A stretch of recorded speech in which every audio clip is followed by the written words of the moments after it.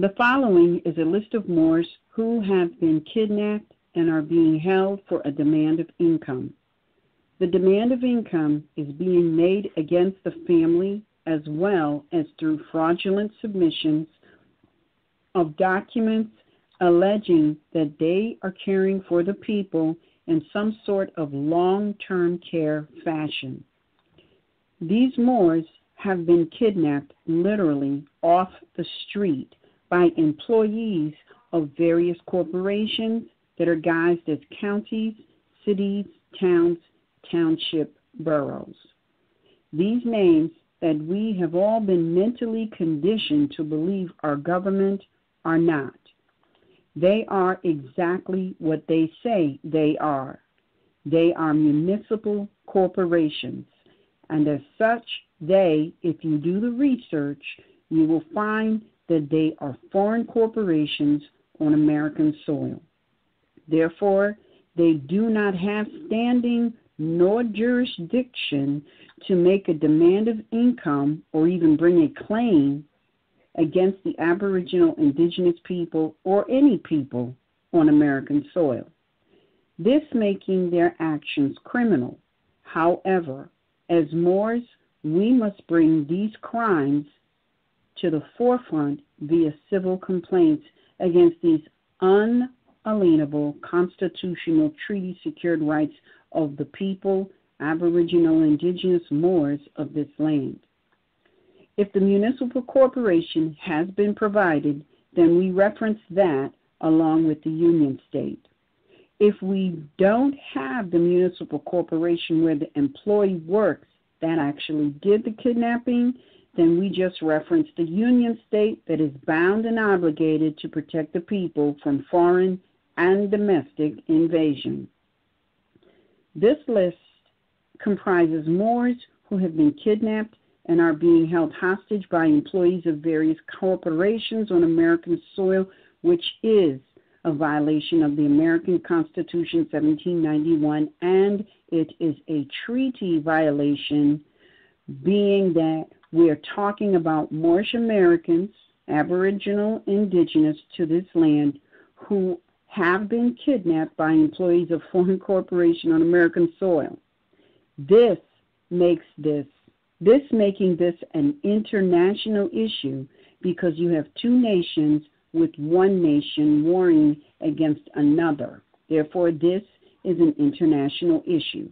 If you have a family member near or far within your immediate family or one of the family that you know and you would like them added to this list, please send an email to mhhseyeswideopen@gmail.com.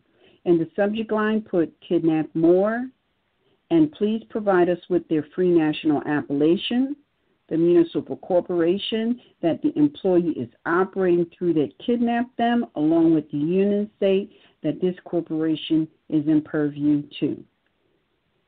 We start off with our sister, Abka Ray Bay, kidnapped through a joint venture between Memphis and Shelby Corporation under the purview of Tennessee, Dawood Ill under the purview of Arkansas, Amir Muslimin Ill, Kusu Ra Kush Bay under the purview of Missouri, Asar Patah Amen Ra Bay under the purview of Ohio, Jeremy Paler Ill, Terry Thorne Bay, J. McCall Brooks Bay, Joseph Kanaday Ill, Kush Amir Bunch Ill, Emmanuel Billings Bay, Yassin Khalik Alamin Ill, Michael Curry Bay, all under the purview of North Carolina, Noble Crisco Ill under the purview of New Jersey, Messiah Aziz Ill and Crystal Ill, both kidnapped through a joint venture between Mercer, Freehold, and Trenton Corporation under the purview of New Jersey. Still waiting on an update regarding baby Patricia, or the baby of Patricia Bay, kidnapped by the Atlantic Corporation under the purview of New Jersey.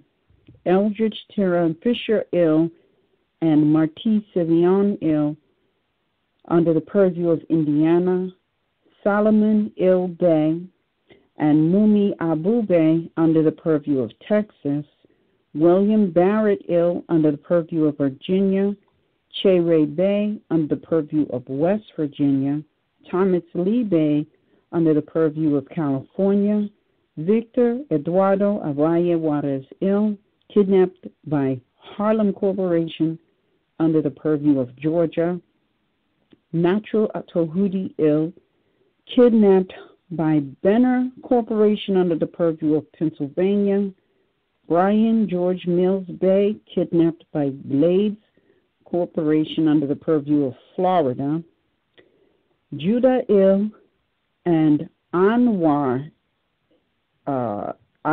Ill, kidnapped by Philadelphia Corporation under the purview of Pennsylvania, Ramor Ill, Amada Ill, both kidnapped by Chester Corporation under the purview of Pennsylvania, Iman Ill, kidnapped by Lynchburg Corporation under the purview of Virginia, and Khalid Albert Ill, kidnapped by Las Vegas Corporation under the purview of Nevada. Thank you very much.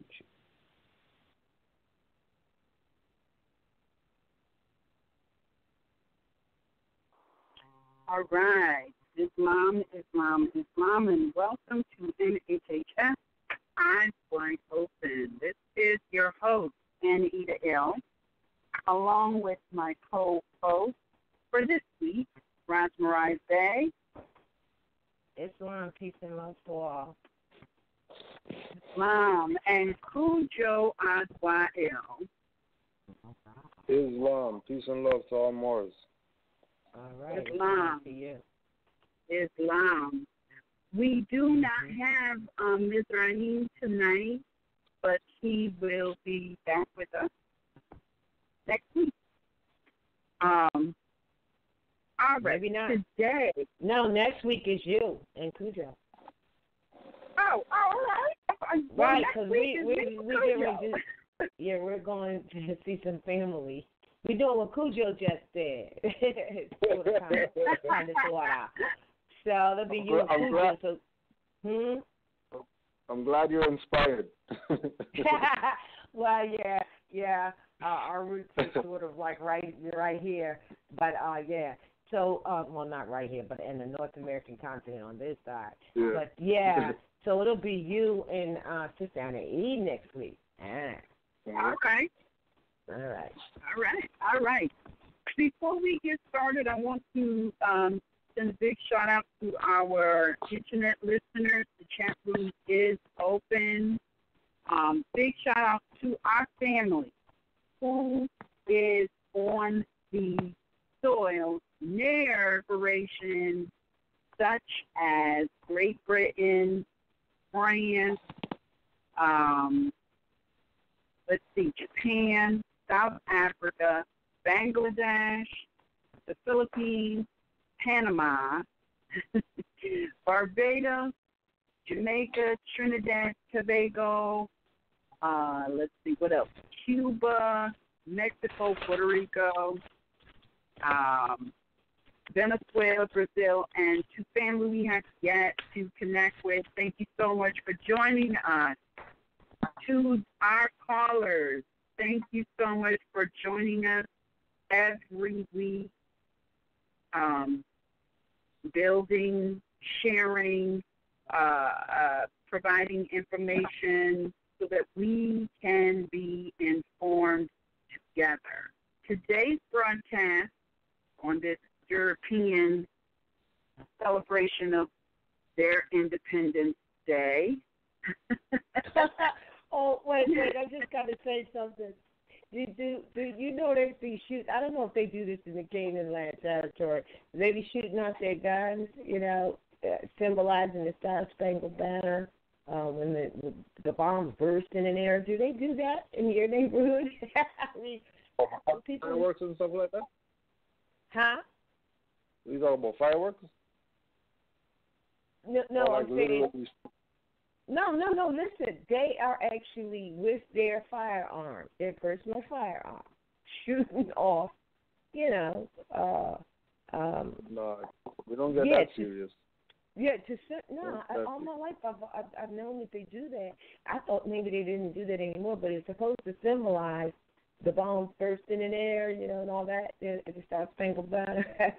the British, sort of knocked them off the shore a little bit. But yeah, I don't think they would do that up in Canaan land, because Canaan land, suppose Canada, the Canada Corporation is a British-owned company, and so they wouldn't be celebrating losing, their. They celebrated. Yeah, they celebrate their not independence, but their founding. Their founding. All right. All right. So that would be a totally different July day. 1st. Yeah, July 1st. They separated because they never got independent from anything. They were just founded. Okay. Okay, so that's right in segue with our conversation.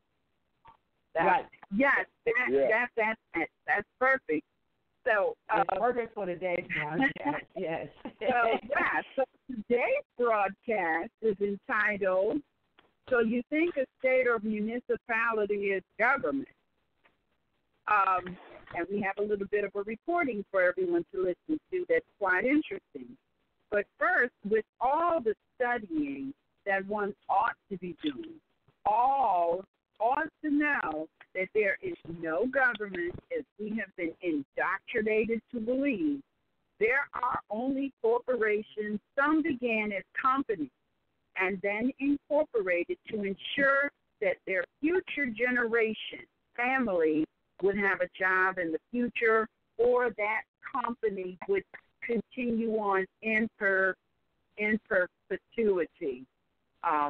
into the future. And this is affirmed in all charters, as well as the Moroccan American Constitution, i.e. where they use the word for the posterity. As you may have noticed, the covers are being pulled off and much is being unveiled, such as Puerto Rico, a municipal corporation declaring bankruptcy, and you thought you were going to visit Puerto Rico.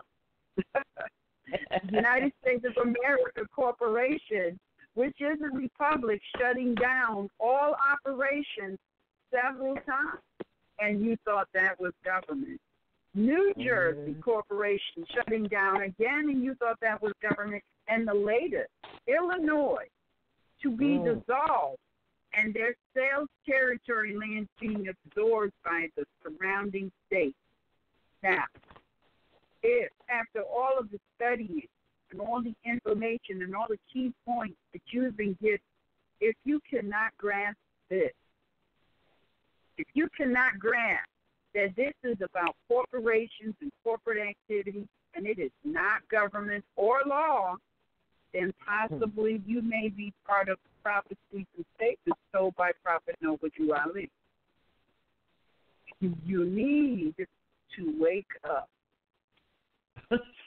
So now, what I want to play before we get into this is, I don't remember where I saw this. I think somebody posted this on Facebook, and I went through YouTube trying to find this. Hold on, I want to give you the exact name, and I'm gonna post it up on the face on what is it on I'm gonna post it up on the MHH, the MoorishNews.wordpress.com. Sorry. But there was a video that was put out, quite interestingly, by the Secretary of Illinois, and it's entitled "A Message to All Illinoisans About the Budget Crisis."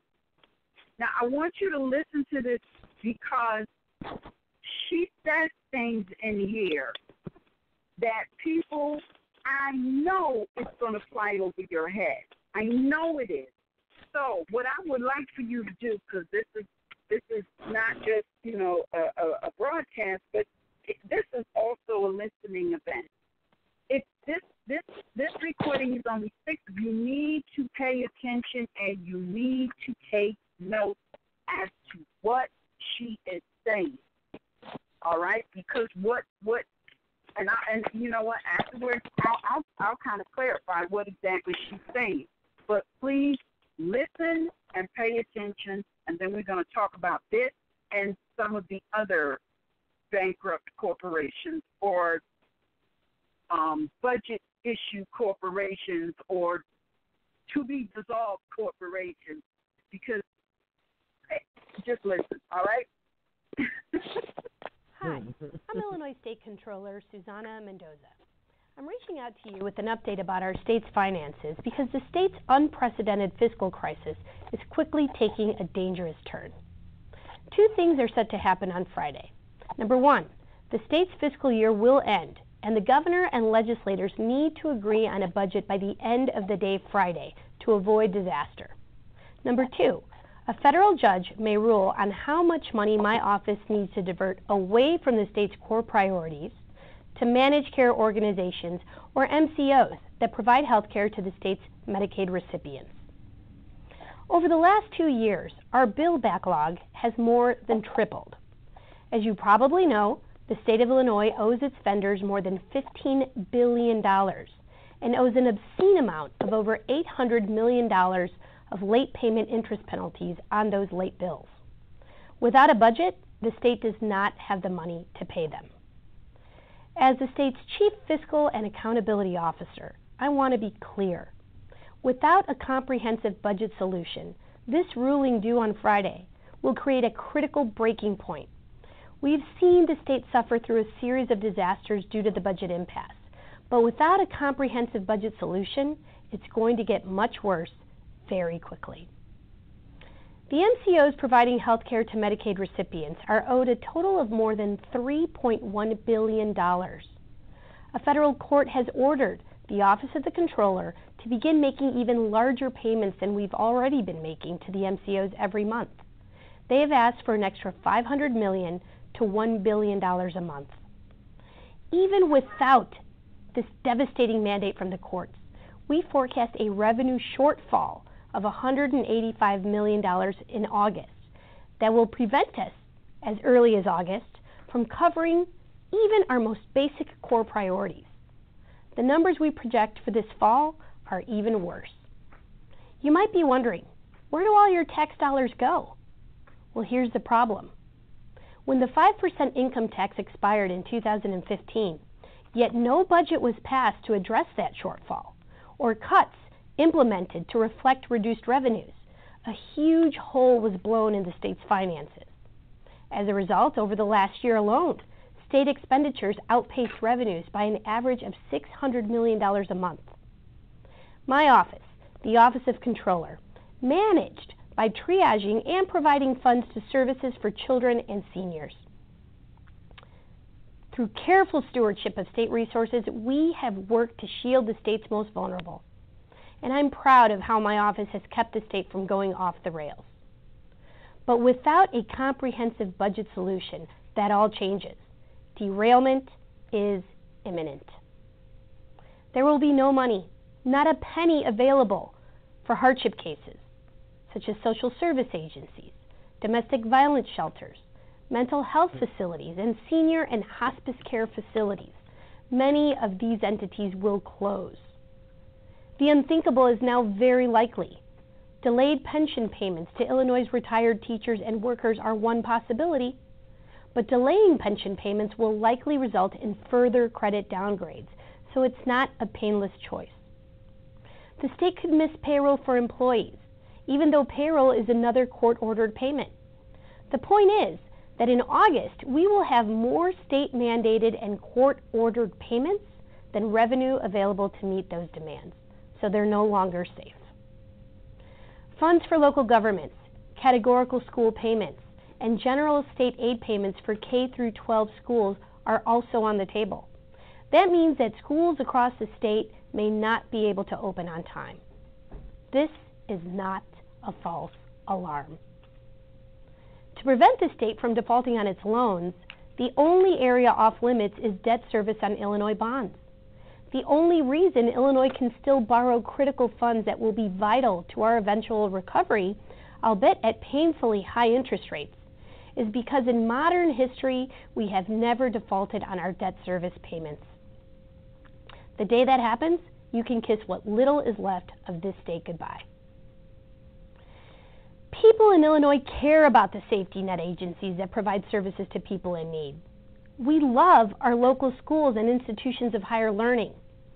Since I took office, I've committed every waking moment to protecting the people and institutions we hold dear, but there is no way to triage this desperate of a situation. To avoid a full-on disaster, the state of Illinois needs accountable leadership and compromise that delivers a comprehensive budget solution. This plan must include an immediate borrowing plan to reduce the bill backlog, spending cuts, and new revenue to address a structural imbalance in our state finances. This is a simple matter of dollars and cents. To survive and serve the people of Illinois, the state needs cash flow, and we need it now. I have formally communicated this message in the starkest terms to the governor, to the leaders, and the legislature. The courts have spoken as well. I am now directly communicating with you, the people of Illinois, because I believe that the strongest voice in government is yours. It's time for the governor and the members of the General Assembly to deliver a comprehensive budget solution to the people of our great state. Unless they settle on a comprehensive budget by midnight on Friday, Illinoisans must brace for maximum impact. Please use your voice. Call them and tell them exactly that. Thank you for your time. All right. Now, I hope, I trust you to the note, but I want to ask this question because this woman, European daughter, she used the word government. I want to ask everyone listening, did you just hear government and what she said, or did you hear business, corporate activity? Illinois is no different from any other corporation. And by corporation, I'm saying they are no different from any other union, state, or municipality. They just let you know. People, we need you to do something. even though we have said, fuck you for years to the people, we now need you to do something. All right? I got that. I got that. That's in my notes. I said, well, everything they were saying was about, that's a very good example for people to really listen. That they are talking about corporate. You want one more thing? Let me just say this: General Assembly. They also said, and you can go into that. I only took just a couple notes, but General Assembly. They said the General Assembly, is that the law of the land? Oh, the General Assembly. That's English law. English law. They are. By the way, the Friday that they were talking about, it has come and gone. That was this past Friday. If you did it, and what did she say? She said their fiscal year ends. It actually ended on 12/01. Well, 12/01 July 1st. Their fiscal year ends July 1st, 12/01. Now, some corporations, their fiscal year begins or ends it begins July 1st, but she's saying that their budget, it's done as of 12/01 July 1st.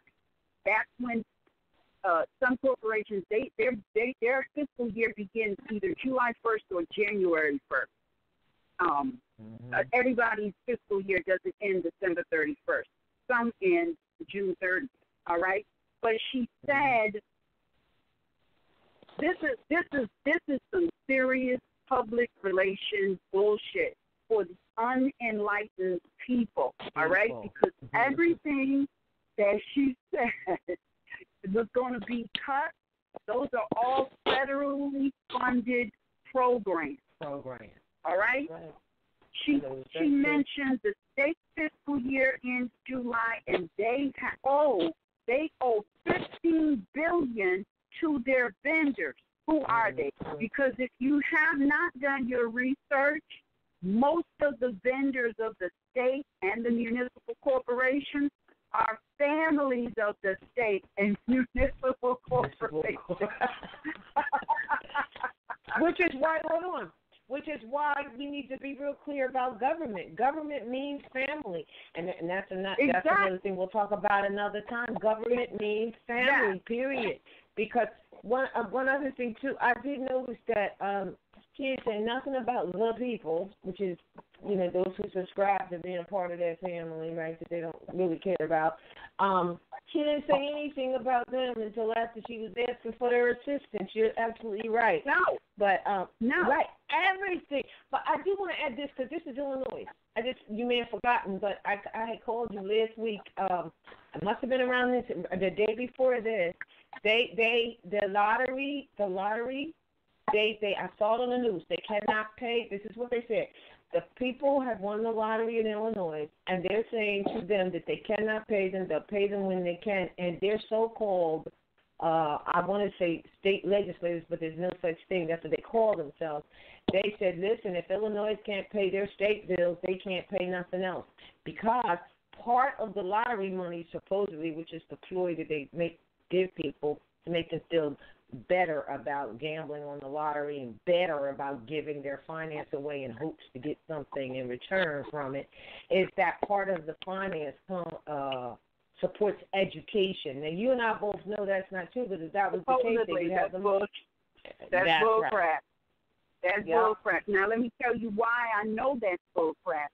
Because here's the question that people need to be paying attention and asking themselves. This ain't just for Moors, okay? This here is to wake Moors up out of their fall, because they're absolutely confused about what government is and what and what it is not. They are absolutely confused. And by the way, if you didn't figure this out, this is a prophecy fulfilled. All right? Check your prophecies and statements. I know Cujo will be able to talk on this, but let me just say this. They said that they had an $800 million late payment fee due. They have $185 million shortfall. They owe NCOs $3.1 billion. If you don't know what NCO is, NCO stands for Managed Care Organizations. That's your hospitals and your Medicare and all that other stuff. They said that they got more expense than income, and to rectify this, they want to cut the federally funded program. Now, here's the big kicker: they don't have a product or a service, so their only job was to administer the federal dollars that they were telling you they fucked up. They mismanaged it, and the people got nothing. So now, rather than tell the people that there's a gross misappropriation of funds, they're saying, people, call or write, because Illinois is about to disappear if you don't. We're going to be dissolved as what? A corporation. You know that's true because, look, even going back to the lottery, if part of the finance goes towards education, if you receive the finance, then why don't you have at least that part for education? Because they don't use it for that. They're lying to the people about what they do with the finance. But I want to say you just said something very interesting, Sister Eddie, because you're saying that the only thing, and this is so important, people think, they're doing commerce. However, they have no merchandise. They have no product. The only thing that they were really supposed to do was administer the federal programs for the people, right? And they couldn't even do that. They stole that finance, too. Now, here's the question. Now. If they are now no longer allowed to participate, because they're a vendor to themselves to defend, right? If they're no longer allowed to participate, then they have no other choice but to go defunct. Because they have nothing else. They can't pay nobody nothing. So, Illinois is going to cease to exist.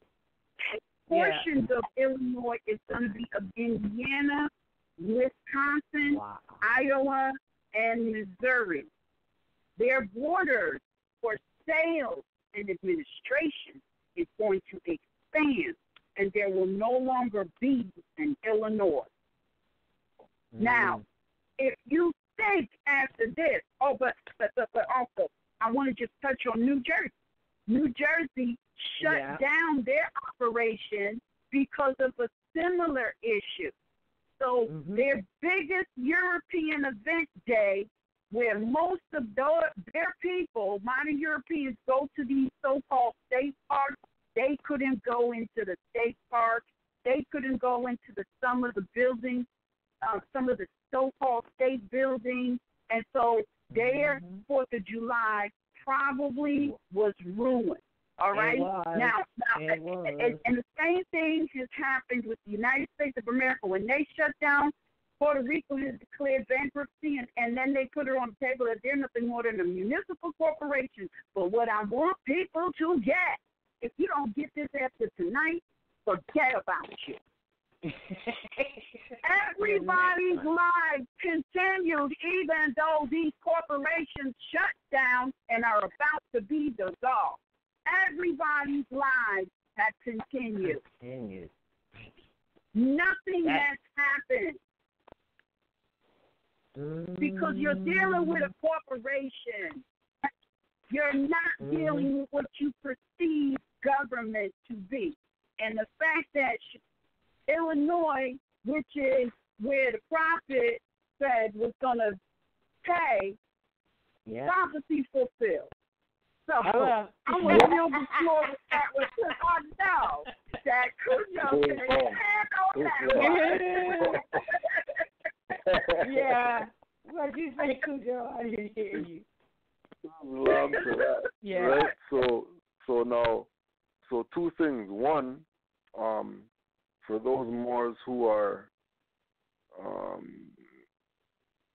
moving towards authenticate the birth certificate, how come they didn't to pay the debt?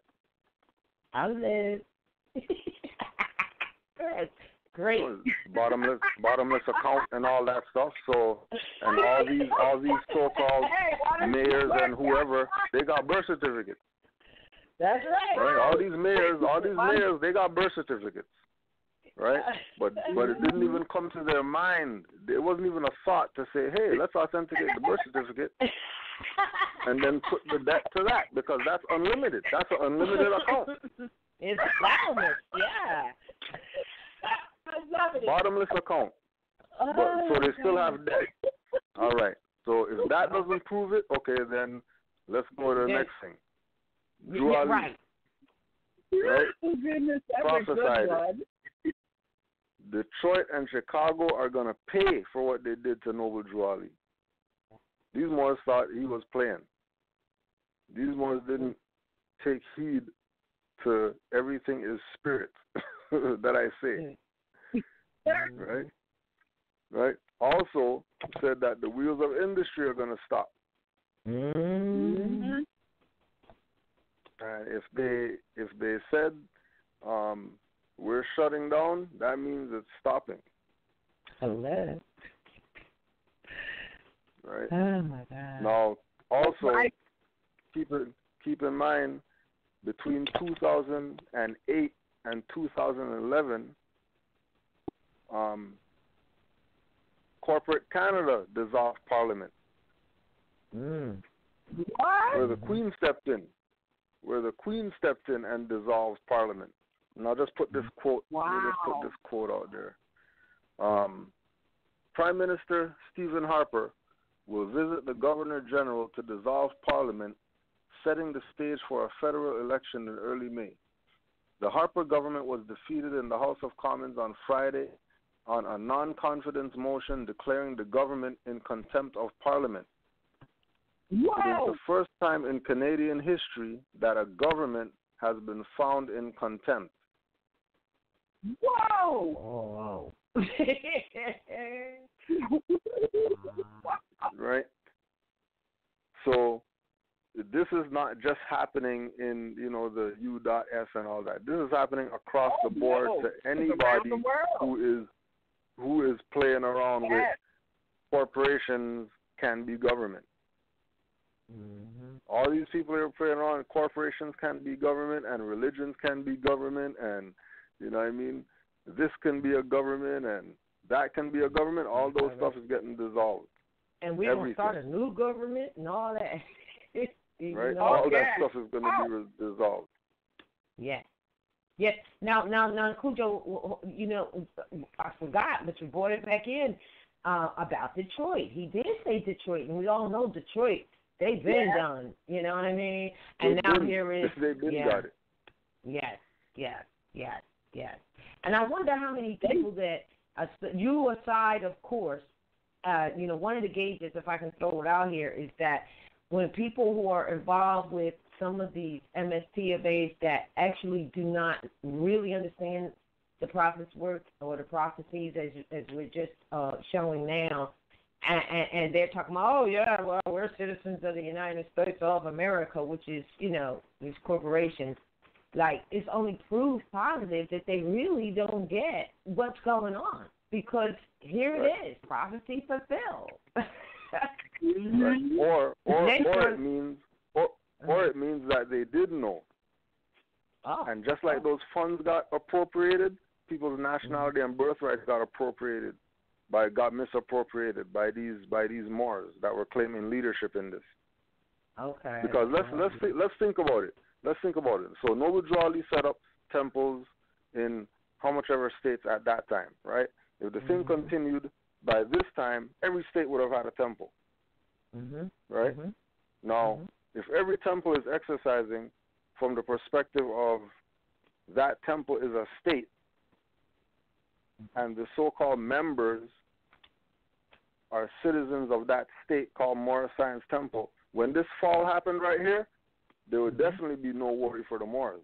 Because we'd already have our own manufacturing stuff and all that. We wouldn't even care to even find out that it fell or not fall or whatever, because we'd be doing our own thing. Yep.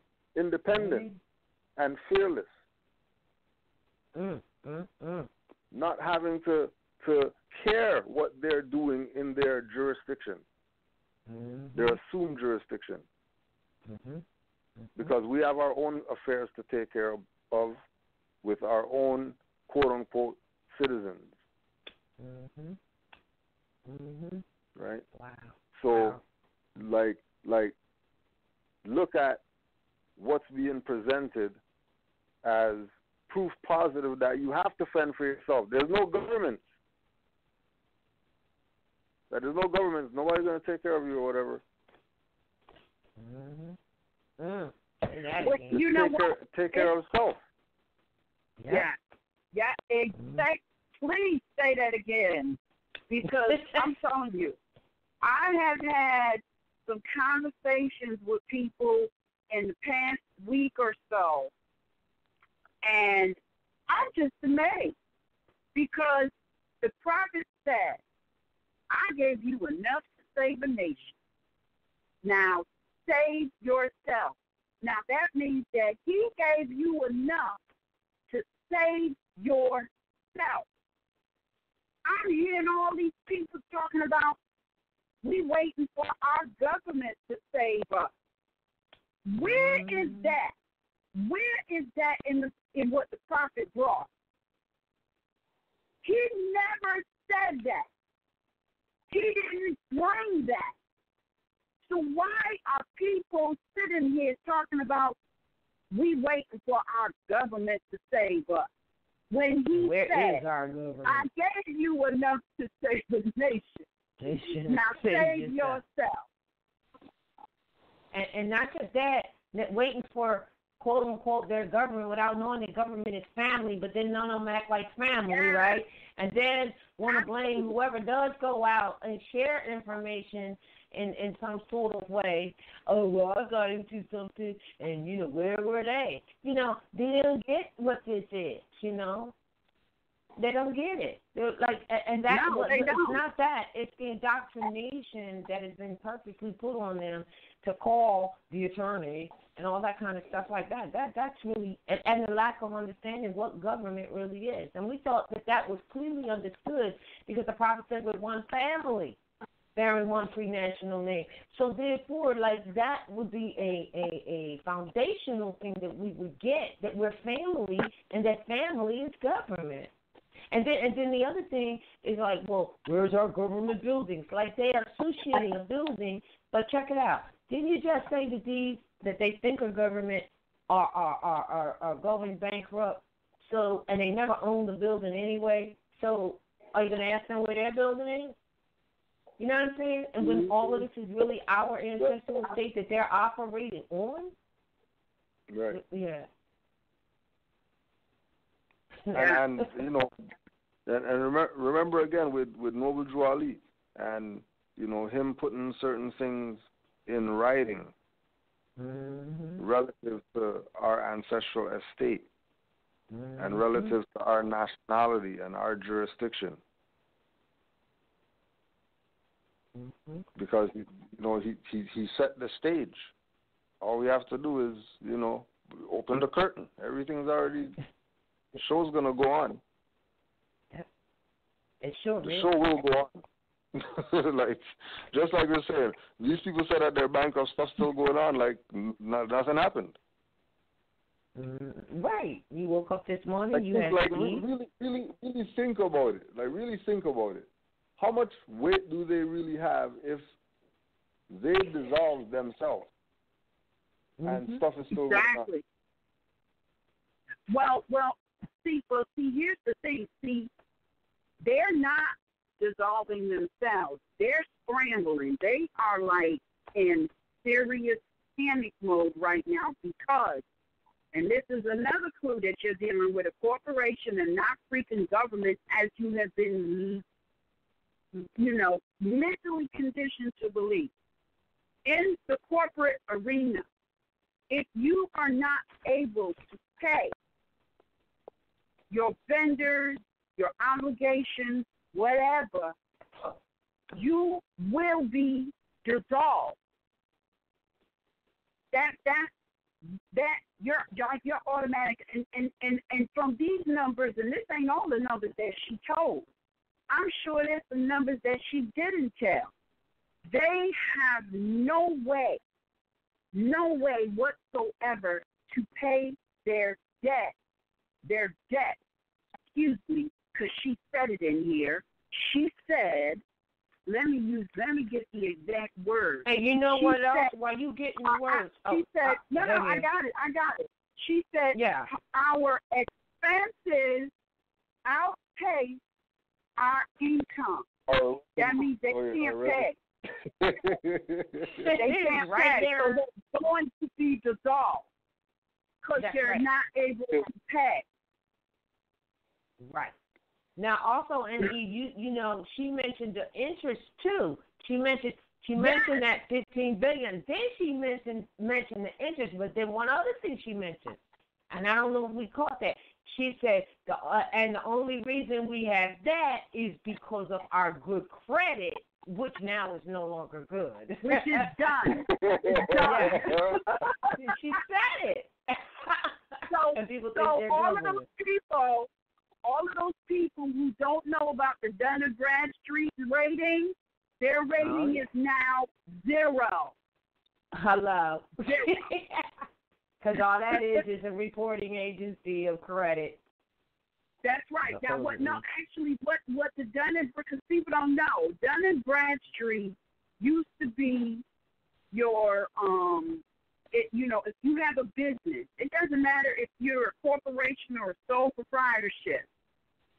It was very hard to get a Dun & Bradstreet number, but if you did, they simply track how well you pay your bills and how well you deliver on whatever fit. And so when they would go and they would check your Dun & Bradstreet rating, and if it was a good rating, then people would do business with you. But if it was a bad rating, and your customers, your corporate customers or your whatever, your clients, they could write a bad review just like they do online now. They can write a bad review, and that will bring your rating down, just like it did with United States of America. Because remember, a couple of years ago, they said their A1 status dropped. They're no longer at the A+ status anymore. Yes. But they didn't that's tell you what woman your is status saying. was. Yeah, and that's what she basically just said. We only got that far because of our good credit, but that's shot now. But we've already discussed that. You just threw in the Dun & Bradstreet, so I'm going to have to make just a quick comment where we are concerned. I am, because people made such a big deal about the fact that we have a bunch of Dun & Bradstreet. But I just want to say we did not assign that, nor did we ask for it. They gave it to us because of the sales with our kidnapped family in terms of getting books to them. They assigned it to us, and we didn't even know we had it until you guys let us know. However, the only other thing is people assume, and I think you just straightened that out, that if you have a Dun & Bradstreet, you have to have a 501c. So that is not true, because we don't have one, and because that's not true, because it's just a what? A reporting, credit reporting. It's a credit reporting company. And we don't know credit either. Credit reporting company. They report how well you, just like business, if they report how well you pay your expenses, and because if you buy from me, say you print and you buying a large amount of paper from me, that's I'm not going to, much of business is done on credit. Yeah. I mean, most people don't know this because they don't, most of our people, and it's only recently we got up into the corporate arena now, let's be clear. But when you get up in the corporate arena, you learn some things. They never pay zero out their expenses that are going to be accrued next month. They look at what is due in 30, 60, 90 days. And depending on the agreement, because many vendors will say, well, you got 45 days, which puts you between 30 and 60. So your credit reporting is going to be based on, are you paying at 30-day intervals or are you paying at 60-day intervals? Now, a lot of times it doesn't matter if you're paying at a 60-day interval, but when you go past 60, that's when your rating gets the red flag. That's what most corporations do. So if I'm going to if I have a big printing company, I'm going to pre-purchase things. What they call it, crate. A crater full of paper, not a box or two. Yeah, not just a case with 10 rings in it. Right. I'm going to crate full of pallet. I'm sorry, it's a pallet. I'm purchasing a pallet full of paper. And let me just give you an idea. A pallet of paper, you got to pick it up with a crane. All right? Ain't nobody picking that up. You picking up the pallet with a crane. So and you gotta have a warehouse to put it in. Paper, the purchase of that paper, it's not gonna happen in 60 and 30 days. It's gonna be between 6:30 and 60, and they're gonna pay on it because next month they're gonna get another pallet. So that's what Dun & Bradstreet reports. It reports, okay, I'm going to sell you some paper. I want to know how well you pay your vendors. Isn't that what she just said? I want to know how well you pay your vendors. If you don't pay me very well, I'm going to pass on the deal. Right, but now, as you said, Illinois said we can't pay our vendors. But in a great sense, Illinois itself is a vendor to the federal government. That's correct. That's correct. Right. Now, here's the thing. Now, let's talk about that ream of paper again, right? Because the state of Connecticut has to purchase paper to send those terrorist letter threats to the people that they're supposed to be receiving that finance to administer to. Now, what they have done, they have, right? They have taken the finance that they're supposed to be administering to the people, and the people are lucky if they get 20%. So they're gobbling up 80%, and they still are misappropriating the funds because they're getting all of this finance, and they still can't pay their vendors. Now, I can tell you also, because I worked in the corporate arena, whenever a corporation is dealing with the state, always overbill. Always. Never fail. They always overbill. And that's why if you've ever worked for the state and you had that state insurance, you're lucky you never saw the bill. Because the bill between a state employee, a non-state employee with insurance, and a person who has no insurance, those three bills are different. But the procedure will be the same. So this is gross misappropriation of funds.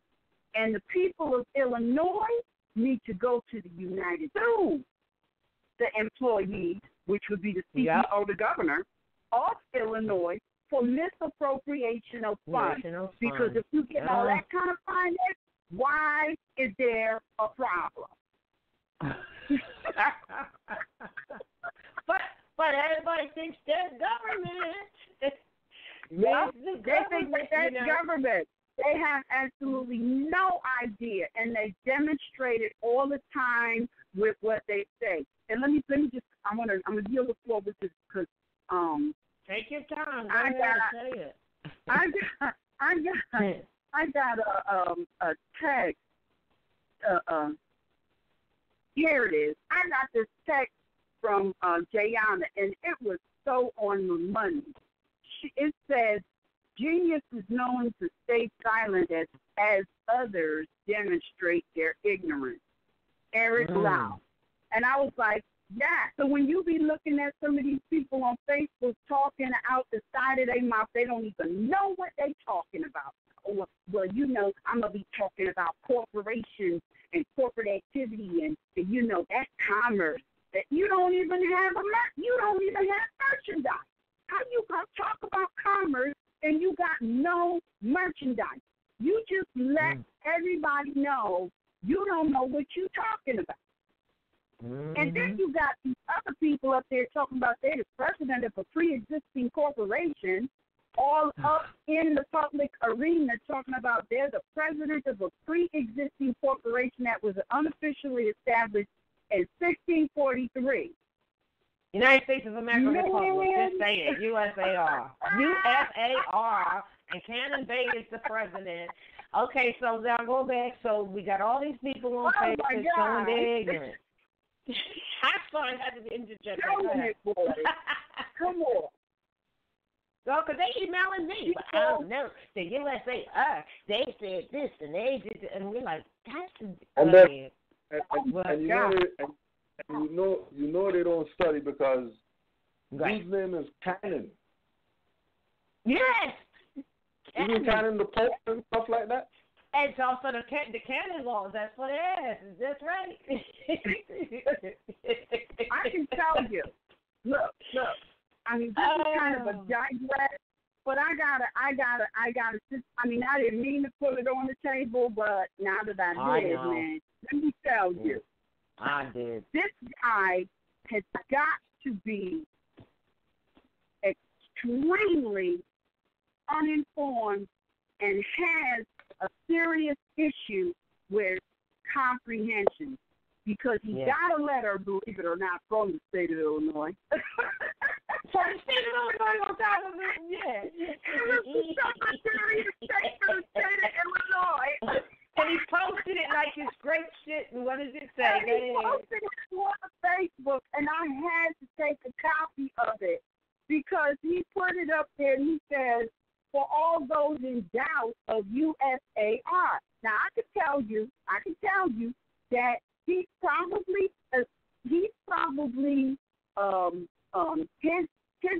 interpreting that he highlighted means that the state of Illinois doesn't have jurisdiction.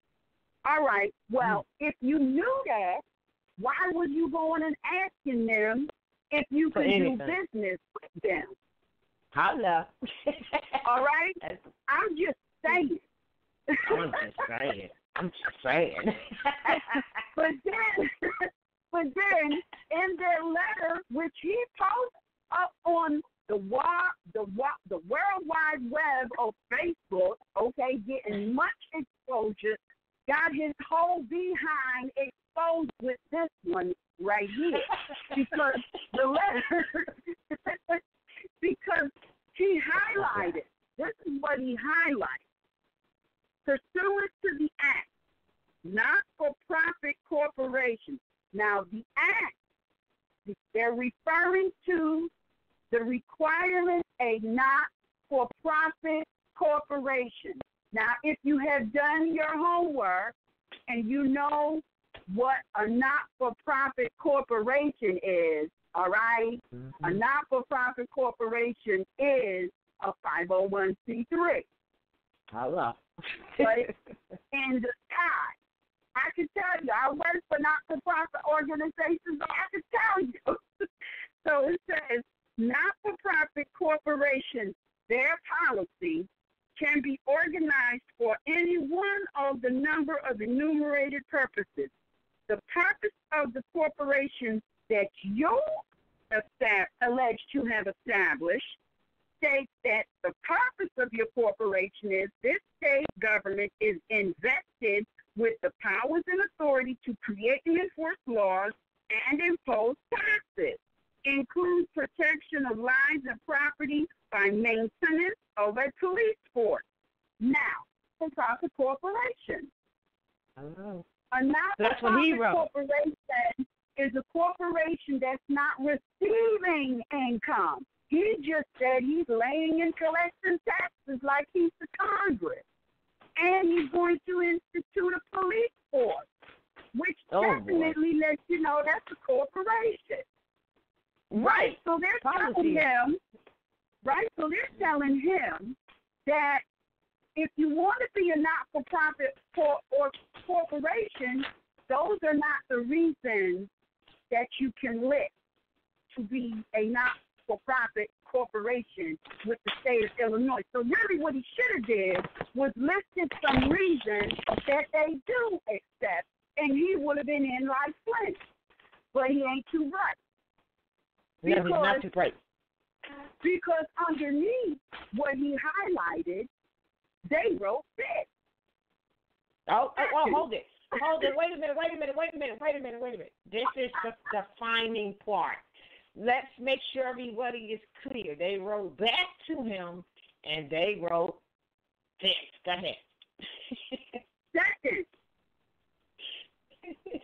the name of the corporation is not acceptable to the state of Illinois, pursuant to Section 150.465 of the Illinois Administrative Code. It states, quote, no name may falsely imply governmental affiliation.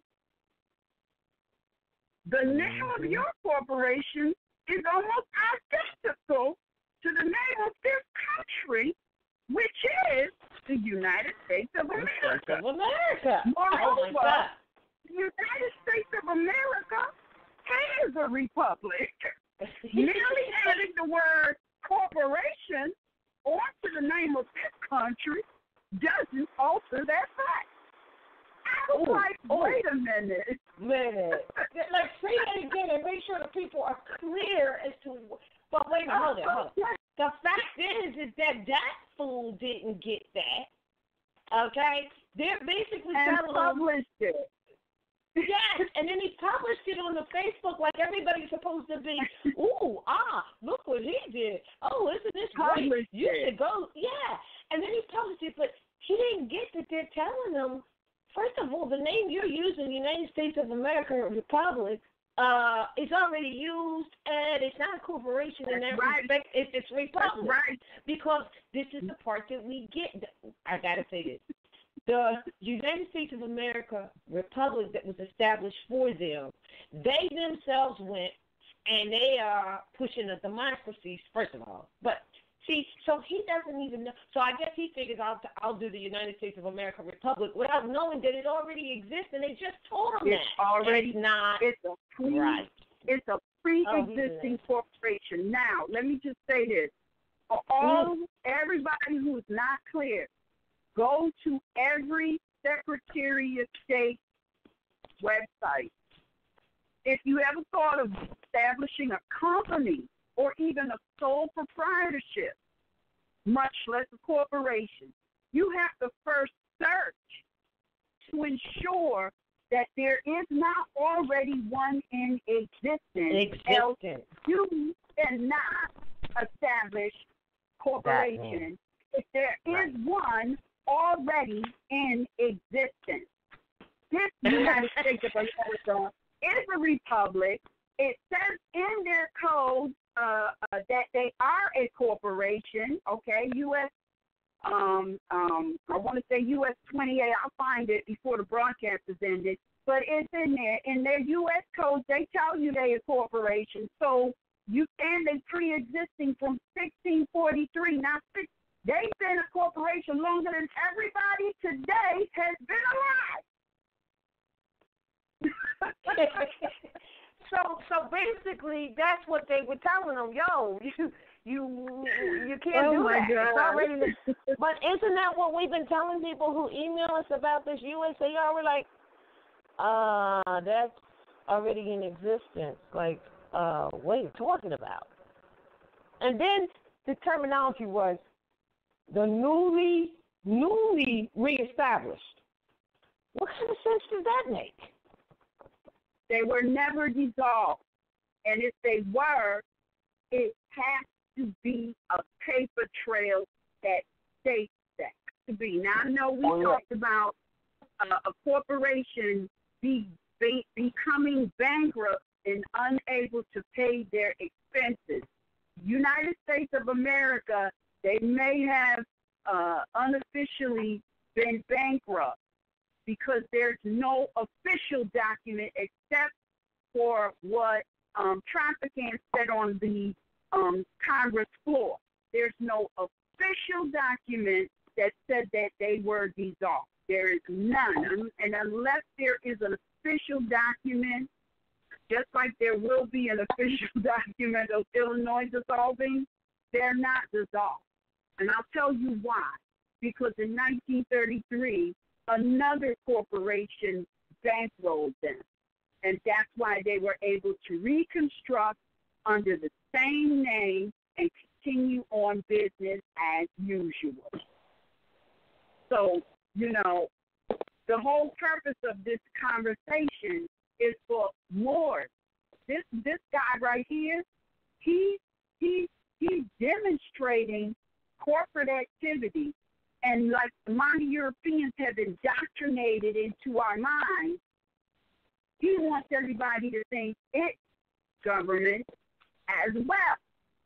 And now, what he's attempting to do, I'm not saying it's bad, but the forum that he's doing it in It's not Moorish. All right, that's number one. That's not a Moorish forum. Those titles that he's trying to take on, those are not Moorish titles. That's number one. Number two, you must be the modern Europeans who are elected to positions.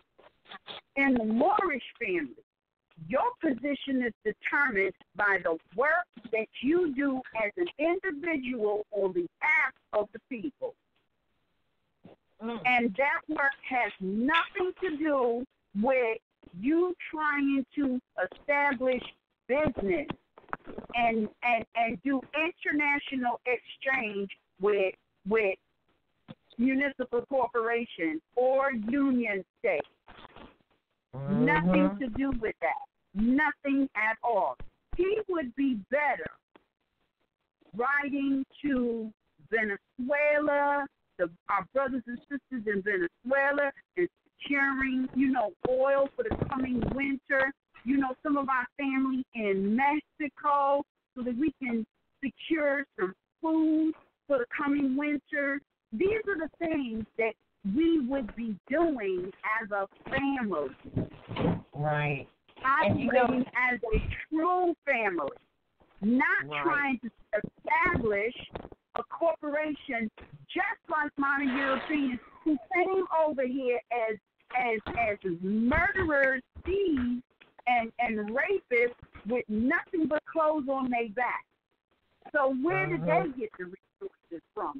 The only reason that they are in these positions is because we taught them everything, and then we sat on our behind, and they continued it on, teaching it to their sons and their sons' sons. Meanwhile, our sons and sons' sons don't know jack about trade. And the elders who have the trade and the business that isn't even written down in the book, they all passing away. Right. So, and this. Oh, go ahead. I'm sorry. Go ahead. I was just going to say something you said. You said, like by not even using the Moorish positions or terminology, and and I'm going to say, and one of the things you said that because sheiks, all right, are born, not made, and the other thing, which are the leaders, right? And the other thing is that you could tell that you're right, that this is where people are coming from, because, for instance, you were saying that he said he was going to have his own police force. Well, guess what? Police are policy enforcers. Now, if he was really Moorish, he would say we're going to have our own mufti force, which is more towards Islam, and you might have some Sharif name, but not part of police force. So that shows you right there that it's not Moorish, and that he has in fact followed after, modern European corporate establishments. That's it. It's real clear. That's right. But even though he's done that, he got a letter telling them, excuse you, but you can't use United States of America Republic. It exists already. And this fool didn't even get that. And people are following him, and I think Kujo said it best. He said because they just do not study. And then they have the nerve to email, and put on Facebook and the USAR. And, you feel bad for them because it's because they haven't studied it, and that people like this are taking advantage of them.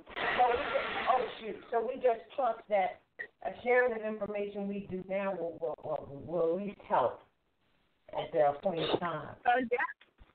I mean, we have a lot of issues. We have a lot of issues that need to be addressed.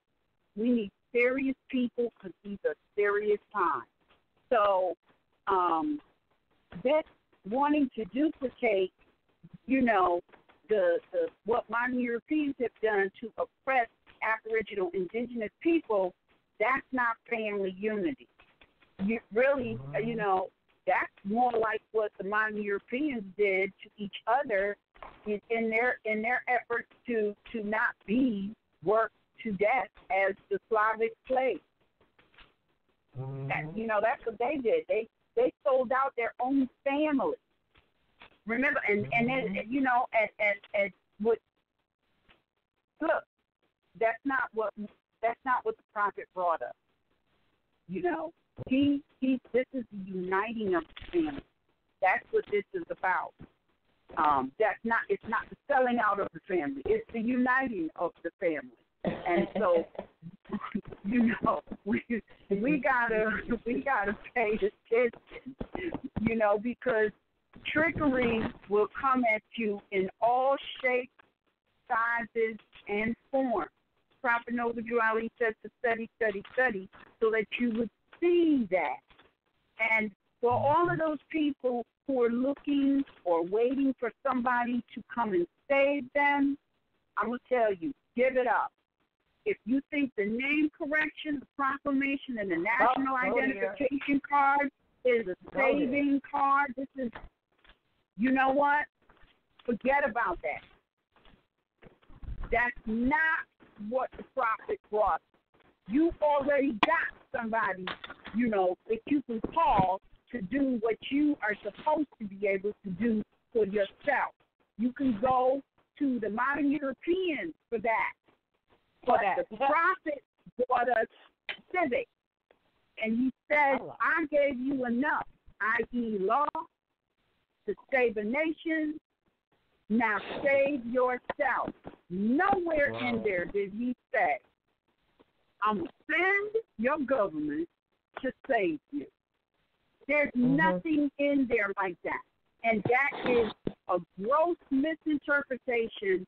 And you know what? That's probably why you got a lot of sons across the nation just getting taken off the chessboard, because the prophet never said that, and he never brought that. So with that, and you want to clear something up, though.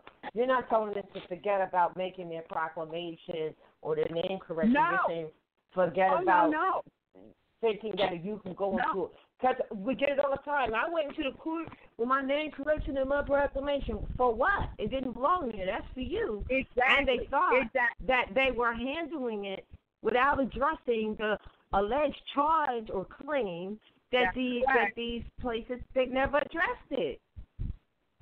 You have to address it, but in order to do that, you have to know law, which means you have to study if you don't know. Exactly. Now, I have had claims brought against me, and I have never one time ever brought my name correction proclamation. Never once did I pull out my national identification card. In fact, I don't even bring any identification with me. I don't bring nothing. Because the issue is that somebody has made a claim.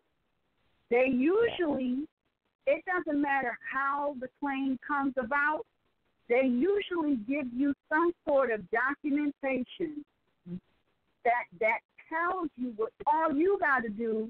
And you know what? Thank goodness for people like some say it's years ago.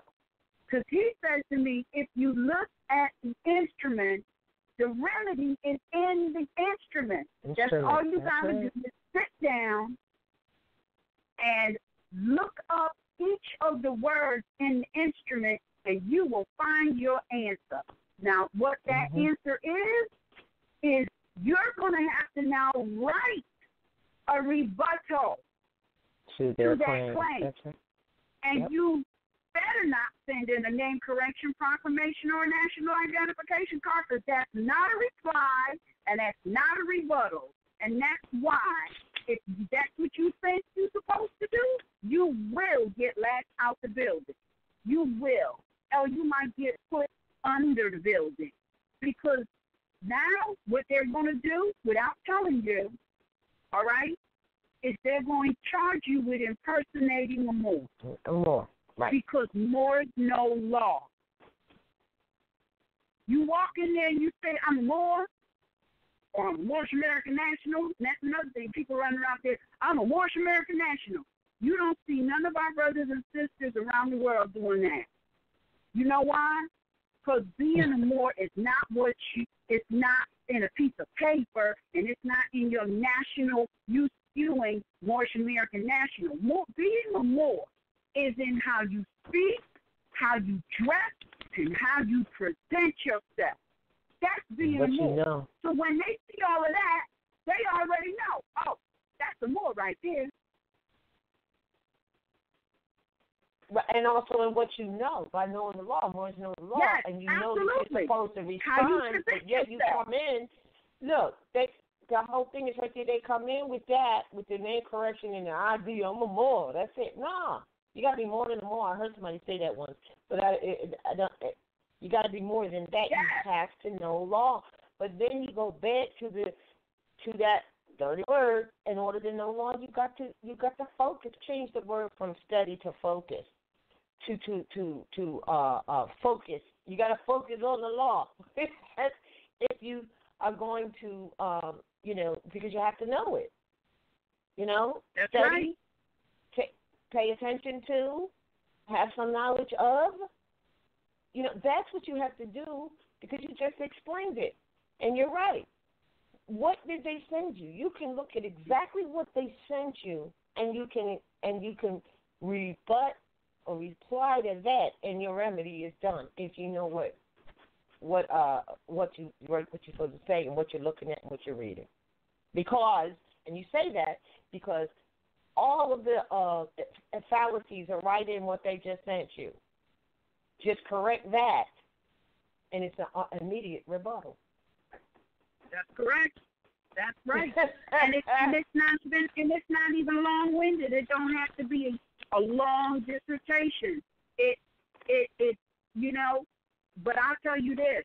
I have spoken to a lot of guys over the years, and almost every last one of them, they never, ever send in a rebuttal within 3 days, never, and they never precede them. They either walking in with the writ, or they ain't writing writ at all. Now let me tell you, there are some more that can walk in with a writ. I know a few of them too, but let me tell you about them more. They know exactly what that writ says, and they are ready to go law on these people. All right?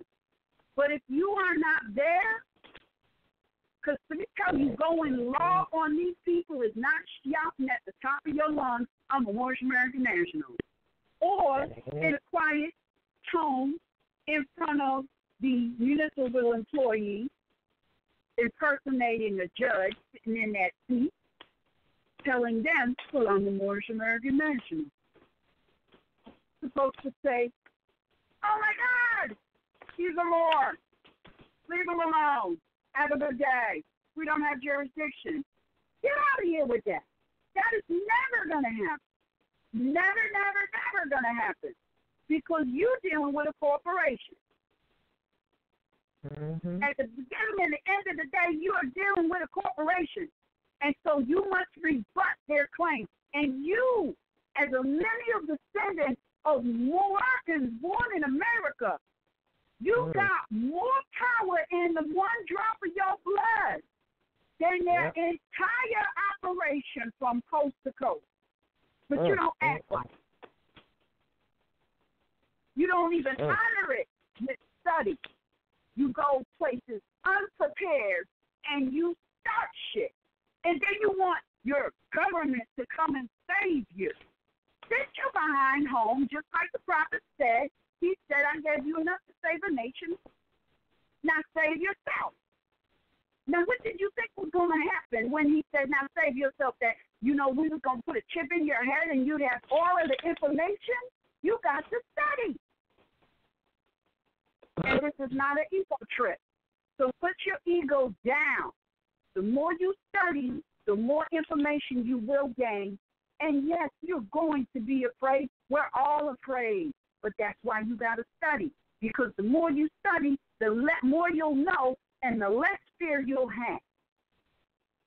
But you better be studying the right thing. Because commerce is not going to save your birthright, baby. Commerce will put you right in the clutches of the very people you're trying to get away from. Get rid of. Oh, my gosh. And you know what? That's why That's why they let them, bring it on. Okay, come on, how many of them signed up for that? Yeah, all right, when we get enough of them. Man, you just said it. But, we'll have to see what happens with the people. But, look, this is about study. This is about being prepared. Prepared. If you are not prepared, don't do nothing. Declare your nationality. But let me be clear on that, because, see, this is where the declaring comes in. You got these people running around here talking about, oh, did you naturalize? Did I say it right? Nationalize. Did you nationalize? I don't know what that is. Doesn't exist. I know I declared my nationality, because that's what the prophet said. He said, if you don't do nothing else, declare your nationality. He never said, if you don't do nothing else, nationalize. Well, because there's really no such thing as nationalized. It's like, right. It starts in your mind when you're clear. It's something to confuse you, so you never do it. It's something to make you think that when you're doing commercial activity, you're nationalizing. No. The prophet said declare your nationality. If you don't do nothing, declare your nationality. Translation, if you don't do nothing else, you better be clear about who you was birthed from and what that blood means. Islam, that's what that means. Now, if you can't get with that, that means that you can't get with this, because now you letting everybody know you got a problem with your mama. Because that's where it's your mama that determines your bloodline, your birthright, your nationality. And if you can't put it on the line for your mama, then this is not for you. This was not for you. When they say, where do you come from? You better be able to say, my mother. Where were you born? From my mother. But if you got a problem with your mama, you might slip up and say, my dad. And that happens often. But man, the holy day is Friday because it's the day the man was formed in the flesh and the day he departed from the flesh, all right? So, yeah, you're right. Come hear the truth about your nationality, which comes from your mama. It just does. That's maximum. That's right. And your what? And your birthright of which you are birthed from her. So that's where this is at. And so then he said, well, I have a greater respect for the womanhood, hoping you will come through and realize that, because the inheritance is from her. The heir is her for real. And you are, of course, beneficial to that. But you won't be if you don't honor that, because that has to be honored. And it really doesn't matter about what condition you think she's in, because we're all in a condition, which is why we're uplifting fallen humanity. That's what it's about. That's right. But it's all about her bloodline, not her mental capacity per se. Yes, we need all the mothers to be on point so that they can bring the energies in with all the necessary information. But even if she is not, it does not alter the bloodline. And your bloodline comes from your mother, and it don't come from your daddy, and it don't come from the temple. All right, because you got some Moors running around here talking about, well, you can't be a Moor unless you're a member of the temple, like you was birthed from the temple. Came out the womb of the temple. Well, you did, but that temple is your mother. She's the original temple. The flesh and blood is the original temple. Now, for everyone who either is confessing or silently confessing that your mom, you came from your daddy, that means, because in nature there's a mother for all species. The child or the mother is the one that every species comes from. You want to put it on your father, then what these modern Europeans have established is what's called probate court. And probate court, if you look it up, means substitute mother. Oh. So you wow. They got something for you if you don't want to honor your mother. They got something for you. So this is very deep. This is not a game. This is very deep. And it's been going on from we created them god-dogged Europeans. And you know what? And it ain't going to go nowhere until the sisters wake up and put that European daughter back in the box and nail it shut. But it's the mother that's got to do it. Well, it's the mother that's got to do it. You're right that it really is coming out like that, that it's really between, the hidden thing is that it's really them wanting the inheritance, from the Moabite mother. That's really what it is. Yeah. It looks like it's something between the sons, although they are there for this whole matter, or supposed to be there for the whole matter to enforce the law, of course. But really, now it's coming out. Those truths are really coming out because you can't hide because this is where we are. And you'll find a lot of them that have to either, submit, admit, acquiesce, or show you that I don't care what you say, we're going to still fight you for the inheritance because that's what it's really all about. And they're showing themselves, but because we miss it, we sometimes don't get that that's what's happening. We don't put into it because we can't see, because we need to what? As I said earlier, wake up. That's right. Really wake up. That's right. So, we all have one purpose, and that's it. Everything else is really insignificant. Really. That one purpose is to unite. That's it. One it thing. Is to unite. Because if we could unite as mother and son, these modern Europeans got us tripping out. The family unit is mother, father, and child. No, it's not. It's mother and son.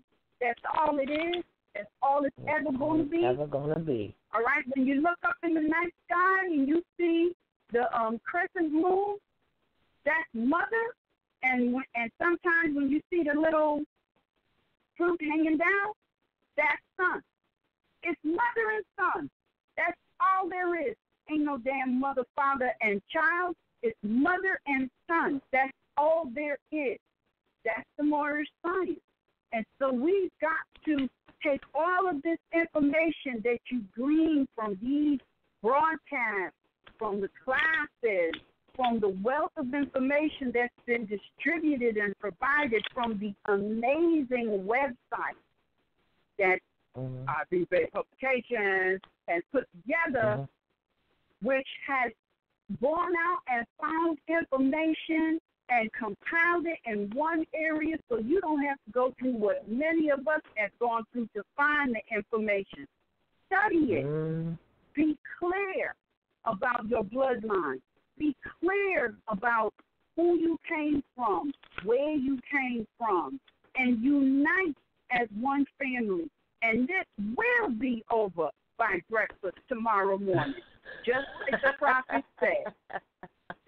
Oh, yeah. It's around to that. Absolutely. So, wow. With that, let's take some callers. If you have a question, comment, concern, press 1 on your telephone dial, and we will begin to take callers. But before I do that, I just want to make an announcement. Tomorrow is the first Wednesday of the month. We will not be at the National Theater.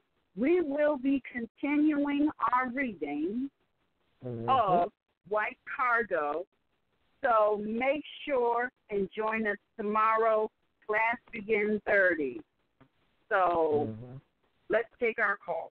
Caller 760-693-6995. You're live on the air. Please state your appellation and Northwestern accent.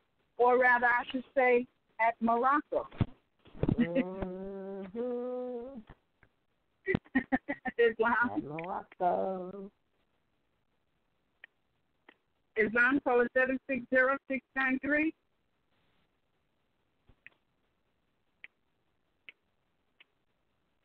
All right, well, maybe they pressed by accident. Beginning of the show, calling 908-977. You're live on the air. Please state your appellation at Morocco. Carter Michaels out of Elizabeth, New Jersey, the natural person. All right. Well, I would like to know how I claim my nationality. What's the procedure? Starts in the mind. Huh? Starts in the mind, but go ahead. What's your second question, and we can tell you what to do. What's my second question? Well, no second question. I just want to claim my nationality and start striving to be what I'm supposed to be. All right. Okay, you don't have to change what you always had. You just need to declare it. Yeah. Yes. And how do I do that? Well, you need to start be being clear about it.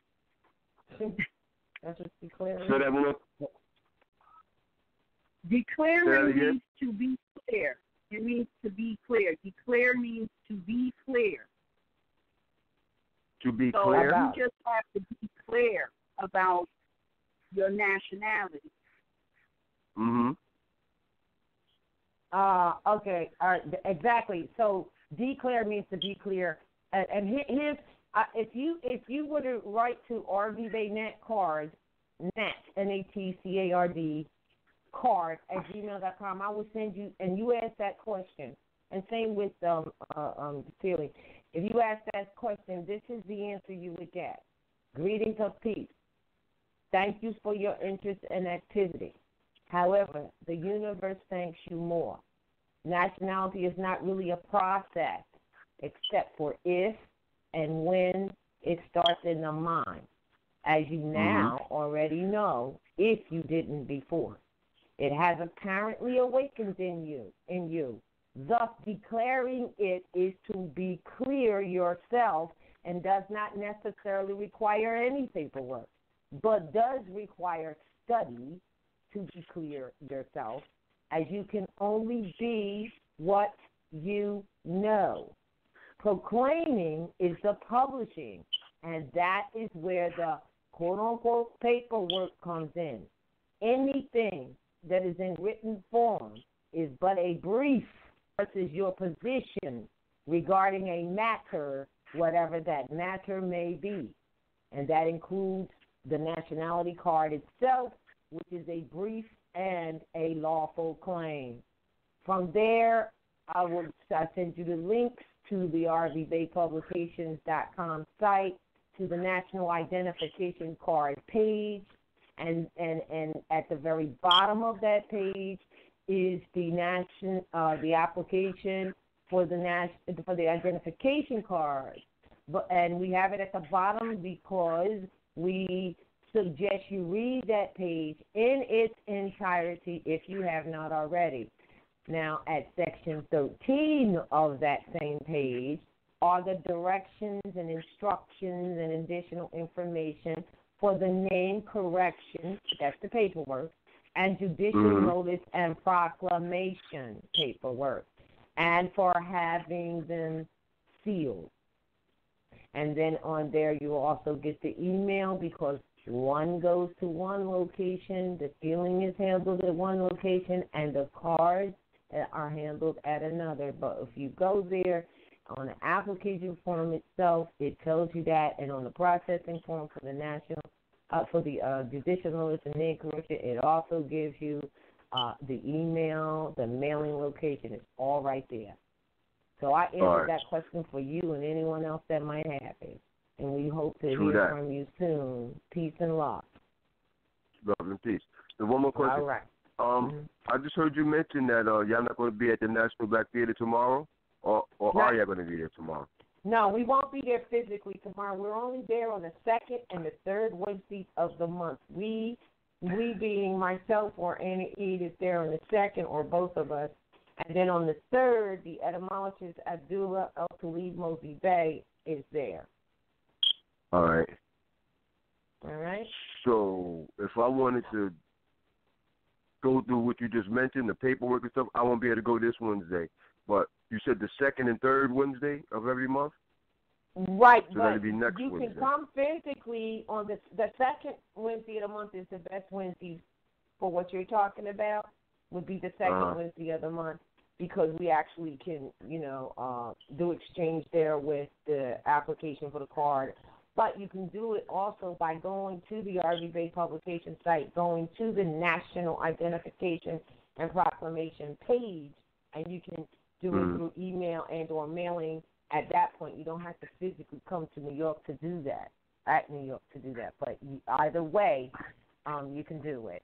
So if you want to... All right. All right. So we'll see you on the second. Now, this second Wednesday will be Sister Annie Ede there, and I'm not there for the processing of the cards, and she's not going to be able to process. She doesn't process the sealing there anyway, because she'll be giving a class, because we'll be on vacation, so to speak. But Annie Ede will be giving a class this Wednesday. So the next Wednesday, for the second and third, but we're only there on the second Wednesday of the month. Mm-hmm. We're there the second and third, but for what you want, it will have to be the second. But we suggest you go ahead and read the instructions on the National Identification Card page. That way you can either mail it in, email it in, or bring it to us already ready if you wish. All right. Next door. Yes. I want to receive some information pertaining to the Noble Drew Ali as well, like pamphlets and things like that. I'm out of Jersey. They have one over in North, but you mean a temple? You mean they have a temple in? You mean they have a temple? Yeah. You're talking about?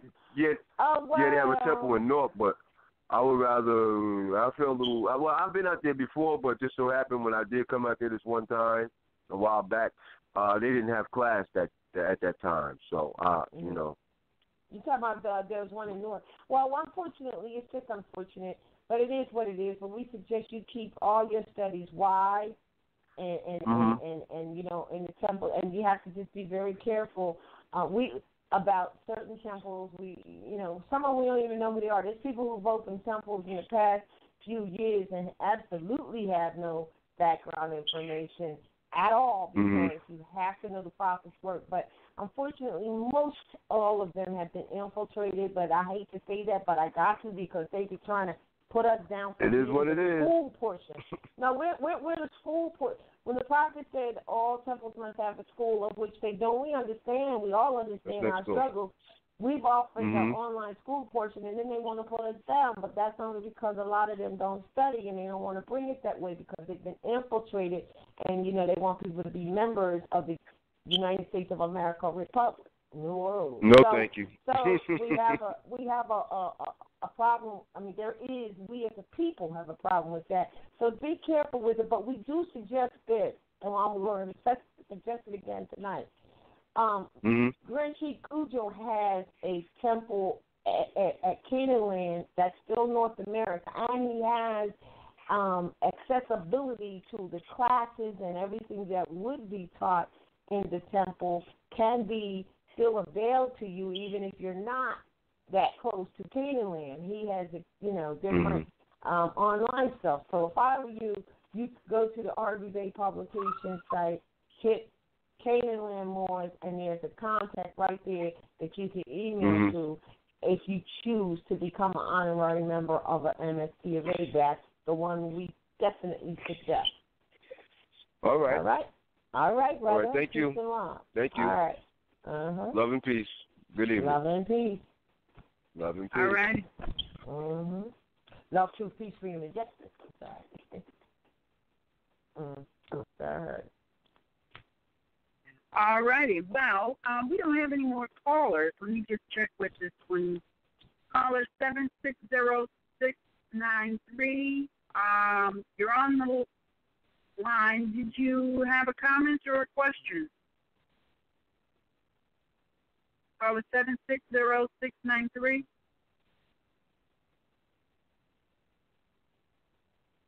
Well, righty, I guess not. Well, we don't have any more callers. So we have shared a lot of information tonight. Yes, we to have. take in. Yes, we have. So what? I want to say. Oh, go ahead. Go ahead. I want. No, I don't know. I wanted to add something in conjunction with the topic that you started out with about these corporations that people think are government that really are not. And you mentioned New Jersey. And that's interesting. I know you read all the stuff, interesting stuff. I mean, when these modern Europeans when these corporations, closed down, and then said they were closing down parks and different, institutions or agencies or what have you, many of them were extremely upset because this is their biggest celebration of their quote-unquote independence, and they couldn't go to the park and ride their bikes, do any barbecue and have any fun or anything like that on one of the biggest holidays that they have. And then what's interesting is that, Event day, not a holiday. Biggest event day. Well, I make the distinction by making sure I say holy day, and they say holiday because event day is good, but if we start using holy day because everything we do is a holy day because it's in respect to astrology and the universal law, so therefore it's holy, it's holistic.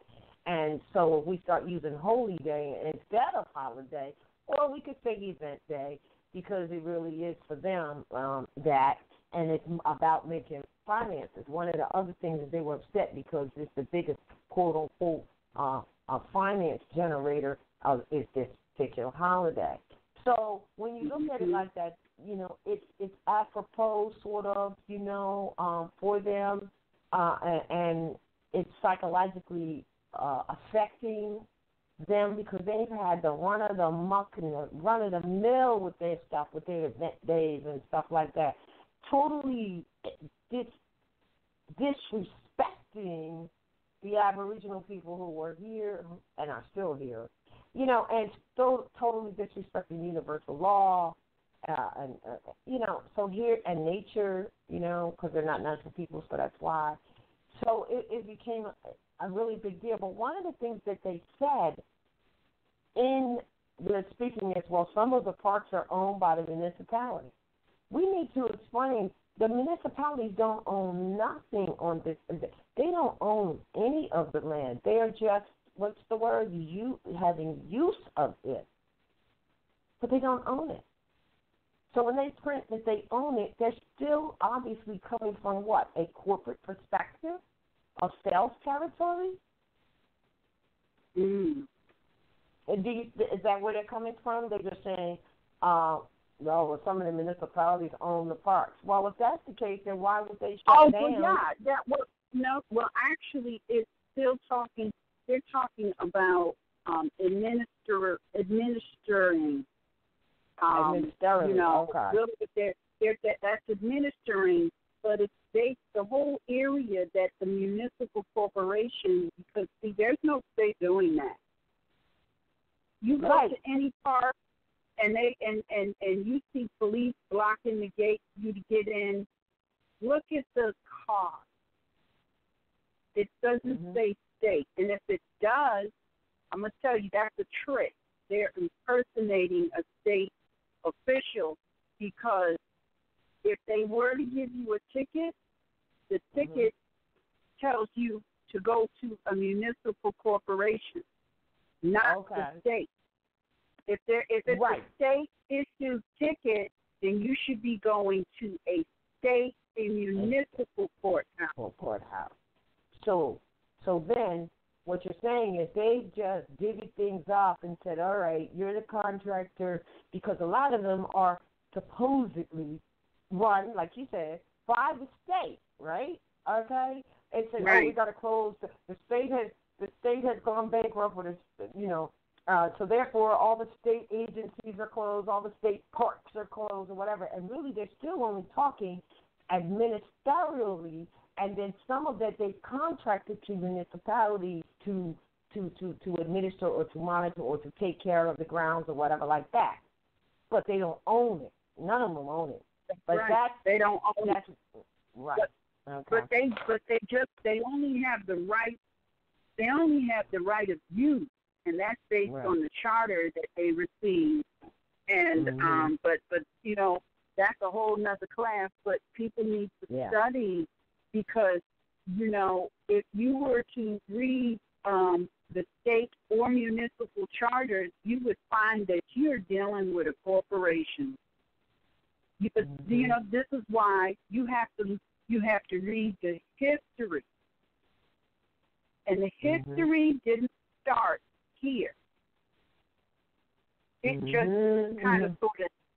This is just a different part of the history where we are involved, but the history did not start here.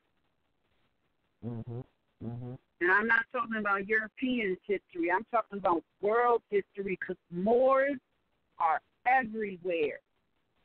We're the original people. So, of course, in all the time that planet Earth has been here, we have made the round around planet Earth. So we're everywhere. We people did. We're the mothers and fathers of civilization and civilization principles on the entire planet. All four corners. Islam. And I think I had another caller. Caller 920-637. Were you trying to make a comment, question, concern? Yes. All right, Islam. I wasn't sure if I had already. I just called in to say Islam, peace and love. This is Casanova Bay. Islam. All right. So, all right. I just want to say Islam, everybody. I'm sitting here listening to the show. I just got up here in the corporate Colorado with Brother Bakari. So he's been showing me around. All right. So, I figured I would call in. That he is. I just want to say peace and love, and I'm enjoying the show. So that was all I called in for. All right. Well, thanks for the knowledge. All right. Tell Brother Bakari we said peace and love. Actually, he listening. He listening right now. All right. Well, he heard it. So he heard it. All right. So yeah, peace and love, and continue on. And I'm enjoying it, y'all. All right. All righty. All right. Peace and love. Peace. All righty. Well, that is our last caller. It is 11:23, and you know what? We talked about a lot of things. I think we put a lot of information on the table. I mean, talk about the covers being what did I say? What did I call it? What is it? The covers being the covers are pulled off. Talk about the covers. Yes, covers being pulled off. Talk about the covers have been pulled off, man. Look, I'm trying to tell you, if you listen to this broadcast and you don't get, we're dealing with a corporation, and that's why you need to study so that you can take the appropriate action in terms of a civil suit, then place amongst the affairs there's of man. nothing more to say. There's nothing more to say. It's like this is equivalent to the prophet saying, if you can't convince them that they're not Negro, colored, black, don't say nothing. then don't say nothing else. So by the same token, you can't be convinced that you're dealing with a corporation of various degrees. Then there's nothing else to say. It's on to that. Nothing else with to that, say. With that, you now, if you do get that, then you would do this. Come here to truth about your nationality and your birthright. Link yourself back up with the family of nations so that you, and come back to the constitutional fold of government so that you can take your place amongst the affairs of man. And if you are the only one, just be the only one. Yeah, that's another thing. And we got one more caller. That's another thing.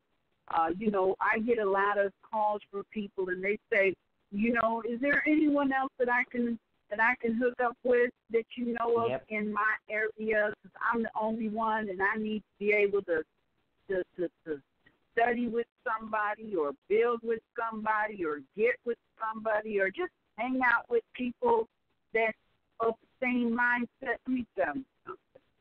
There's a reason that you're by yourself, for you to study.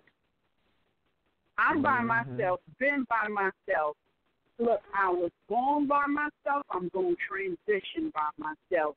That means everything in between I need to be doing by myself. Now, it doesn't mean that every now and then you can't build with somebody, but that's if you got a situation. You don't want to be trying to build. This has been my experience. Study is an individual thing. It's something you do at home by yourself. Strategy now you can get together and talk about. Yes. But study you do by yourself. Because I'm going to tell you right now, all my years, I've always studied. I didn't just start studying. I've always studied.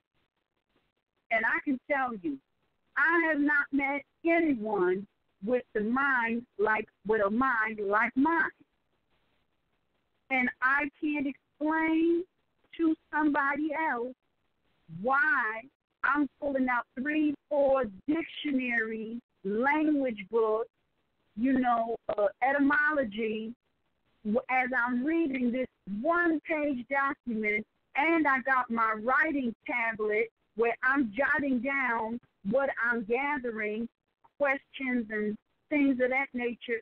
I can't share all of that thought with somebody else. And trying to is going to prevent me from studying.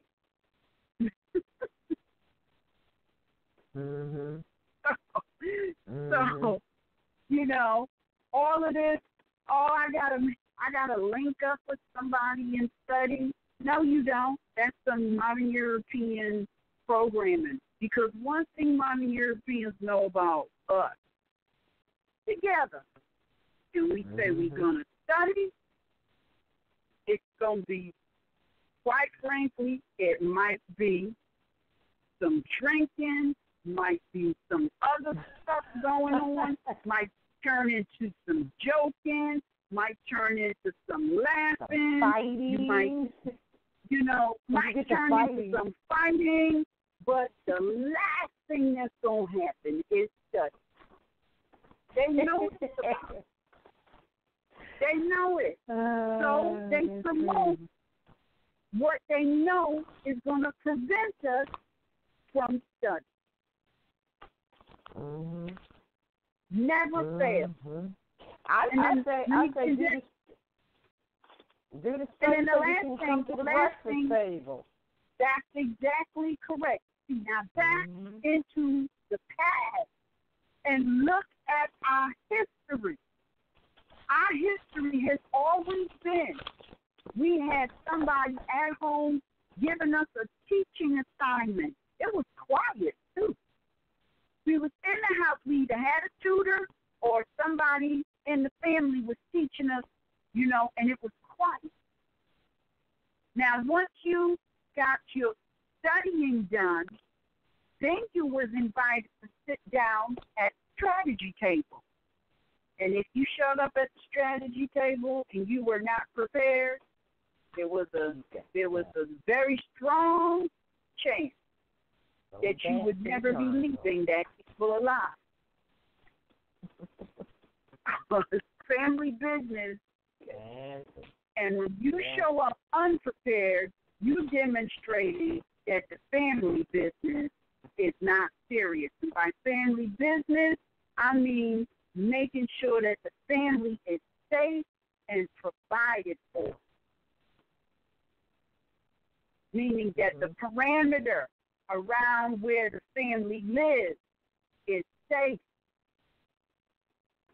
Oh, now you're making me think of one other thing. I know you got one more caller, and we're going to get them, but that's another thing. They unmuted.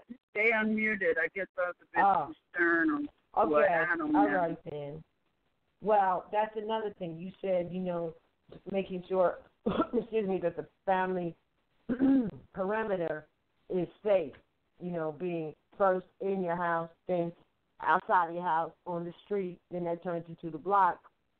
And that's a very important thing because we need to show that we protect.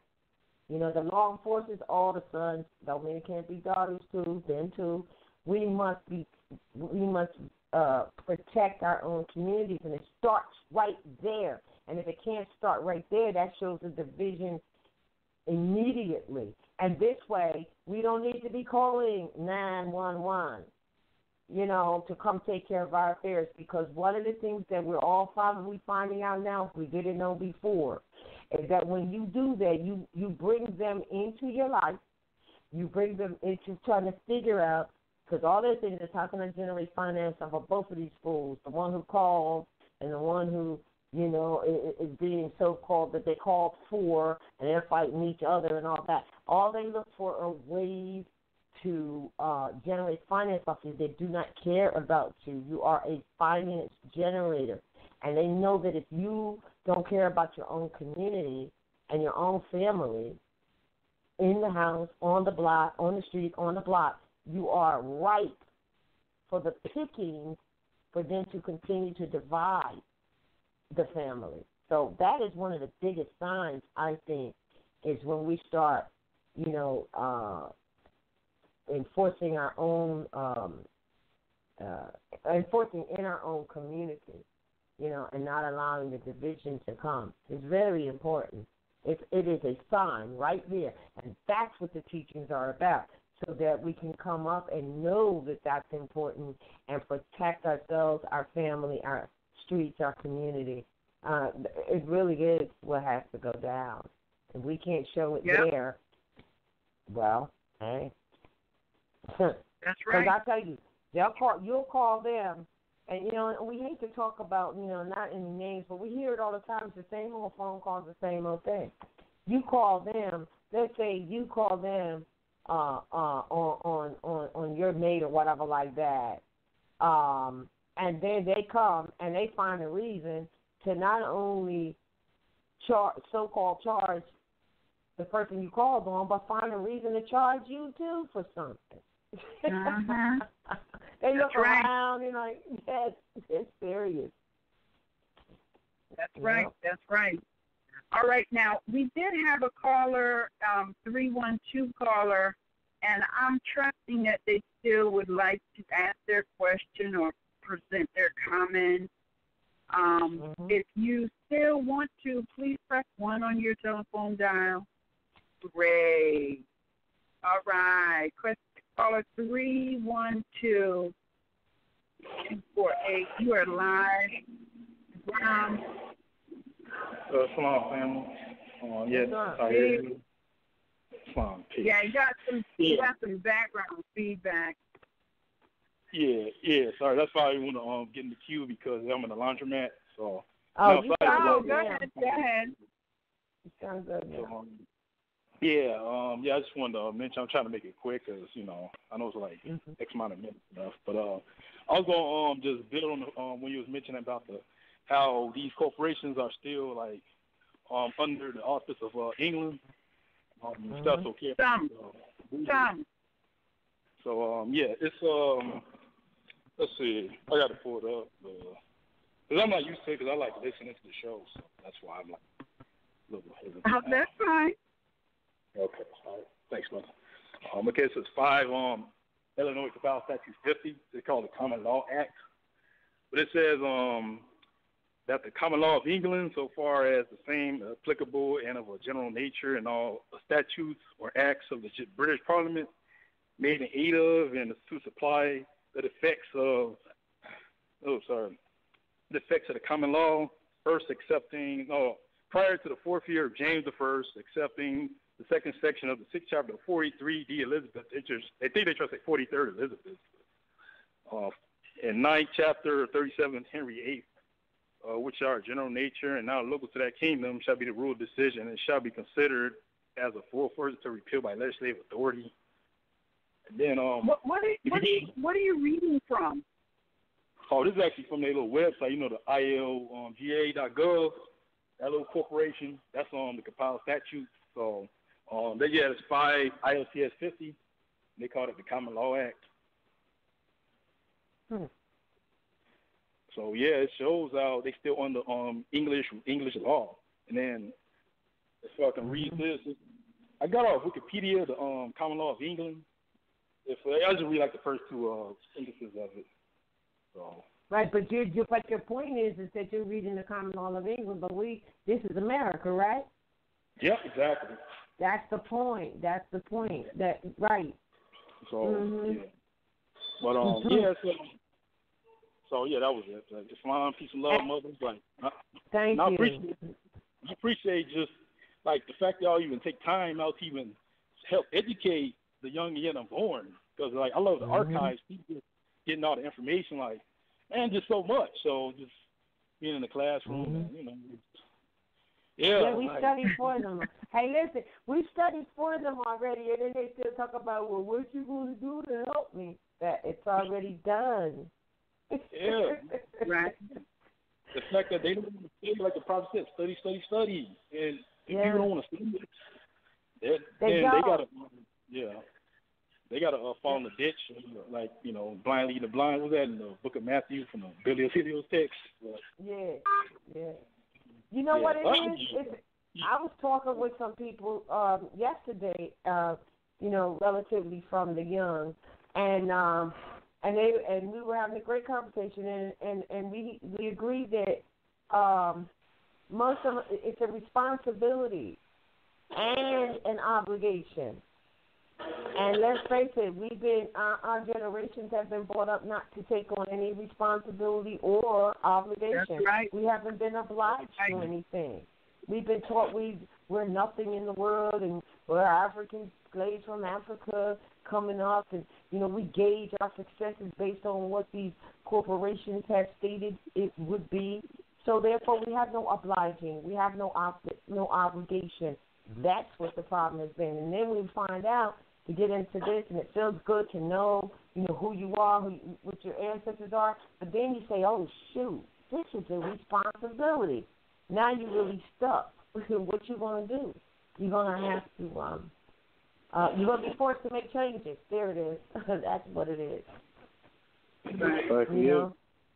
And I'll tell you something, me and Anita and I talk, and we both think the same way, but the end result is, as Anita always tells me, and I have to recognize it, that, regardless of the compassion that you feel or whatever like that and the understanding that you have, if we know we've been miseducated, this is what Anita and I, we have this discussion.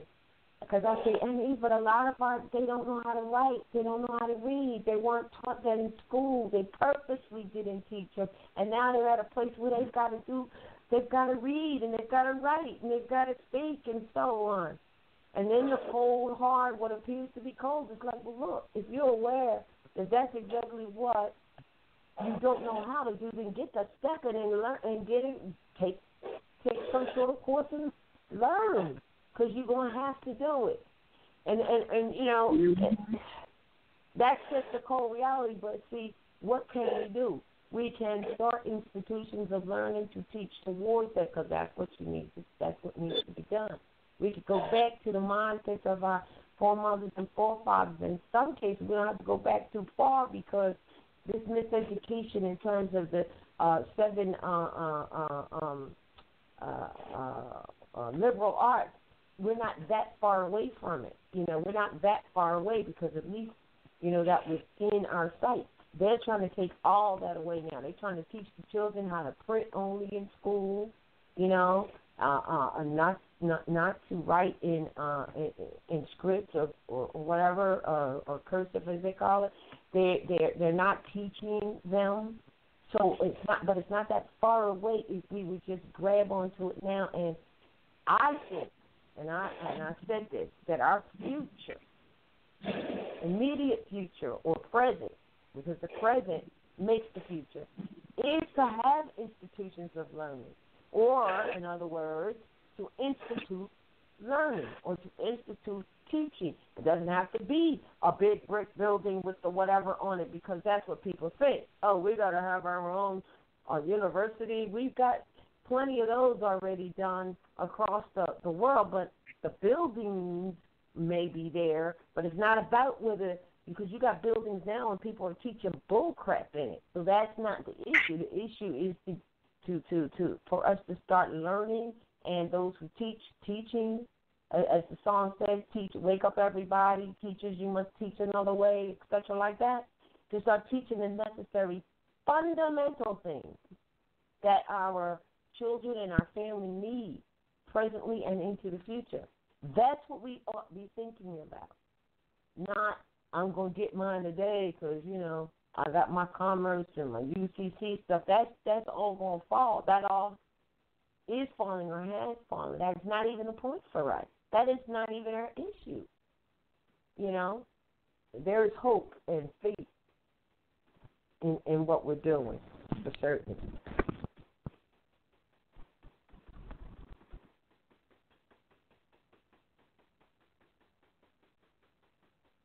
All right. Oh, wow. I thought I got discoed here. No. All right, brother. Is he still there? It's a lot of background. Like now he was getting fireworks. I didn't want to, interfere with the broadcast. Oh, that's all right. That's all right. All right. Mm-hmm. All right. Well, okay, did you have more that you wanted to say? No, I mean just the fact that I appreciate you just even just MHHS, just the whole just whole forum, the whole international forum, just All right. Yeah, keep on the phone. That's why I keep hearing that tone. So yeah, All righty. All right. Well, it. peace and love to you, and thank you for the call. All right. All right. Well, that concludes this broadcast. Thanks everyone who joined us, participated, built with us. I trust that it gave you some food for thought,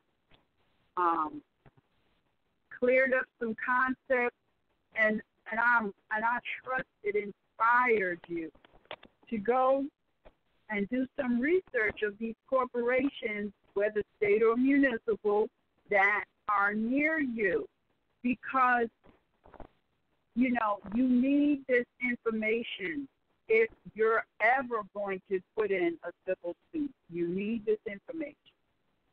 So yes. Thank you for joining us, and we shall see you tomorrow for our Wednesday Morris Heritage and History School. Again, we will not be at the National Theater, so call back in here tomorrow at 7:30 for the next couple of chapters that we'll be reading from the book White Cargo. Thank you so much, and peace and love everyone. All right, just love, peace, and love. All right. Wake up, everybody, no more sleep. You got to play that song, Wake Up. No. No, but that's what needs to play today. Oh, that's right. That's for Wednesday, that's Wednesday. But I'm gonna play. I'm gonna play something else. I'm gonna play. Well, the reason I said that, there's two reasons I said that. One, because I think the class tonight was a wake up everybody class, and two, because Jayana just texted me and said when I was saying wake up, she said, "Oh, that's my favorite song." So, in honor of Jayana and what she's doing, we are convincing you to play "Wake Up Everybody." All right. Oh wow, that's tomorrow. You can't funk. No, she's not gonna do it. She's not gonna do it, Jayana. She's not gonna do it. She's at the control. She got something new for us. I'm gonna play "Stand," which is an equally powerful message. You can do that, but I'm telling you, "Wake Up Everybody" goes better with the flow tonight. I'm telling you. All right, if that's what you want me to play. Absolutely, it fits. All right, John, we got our way. Thank you. It does fit. It flows better. All right.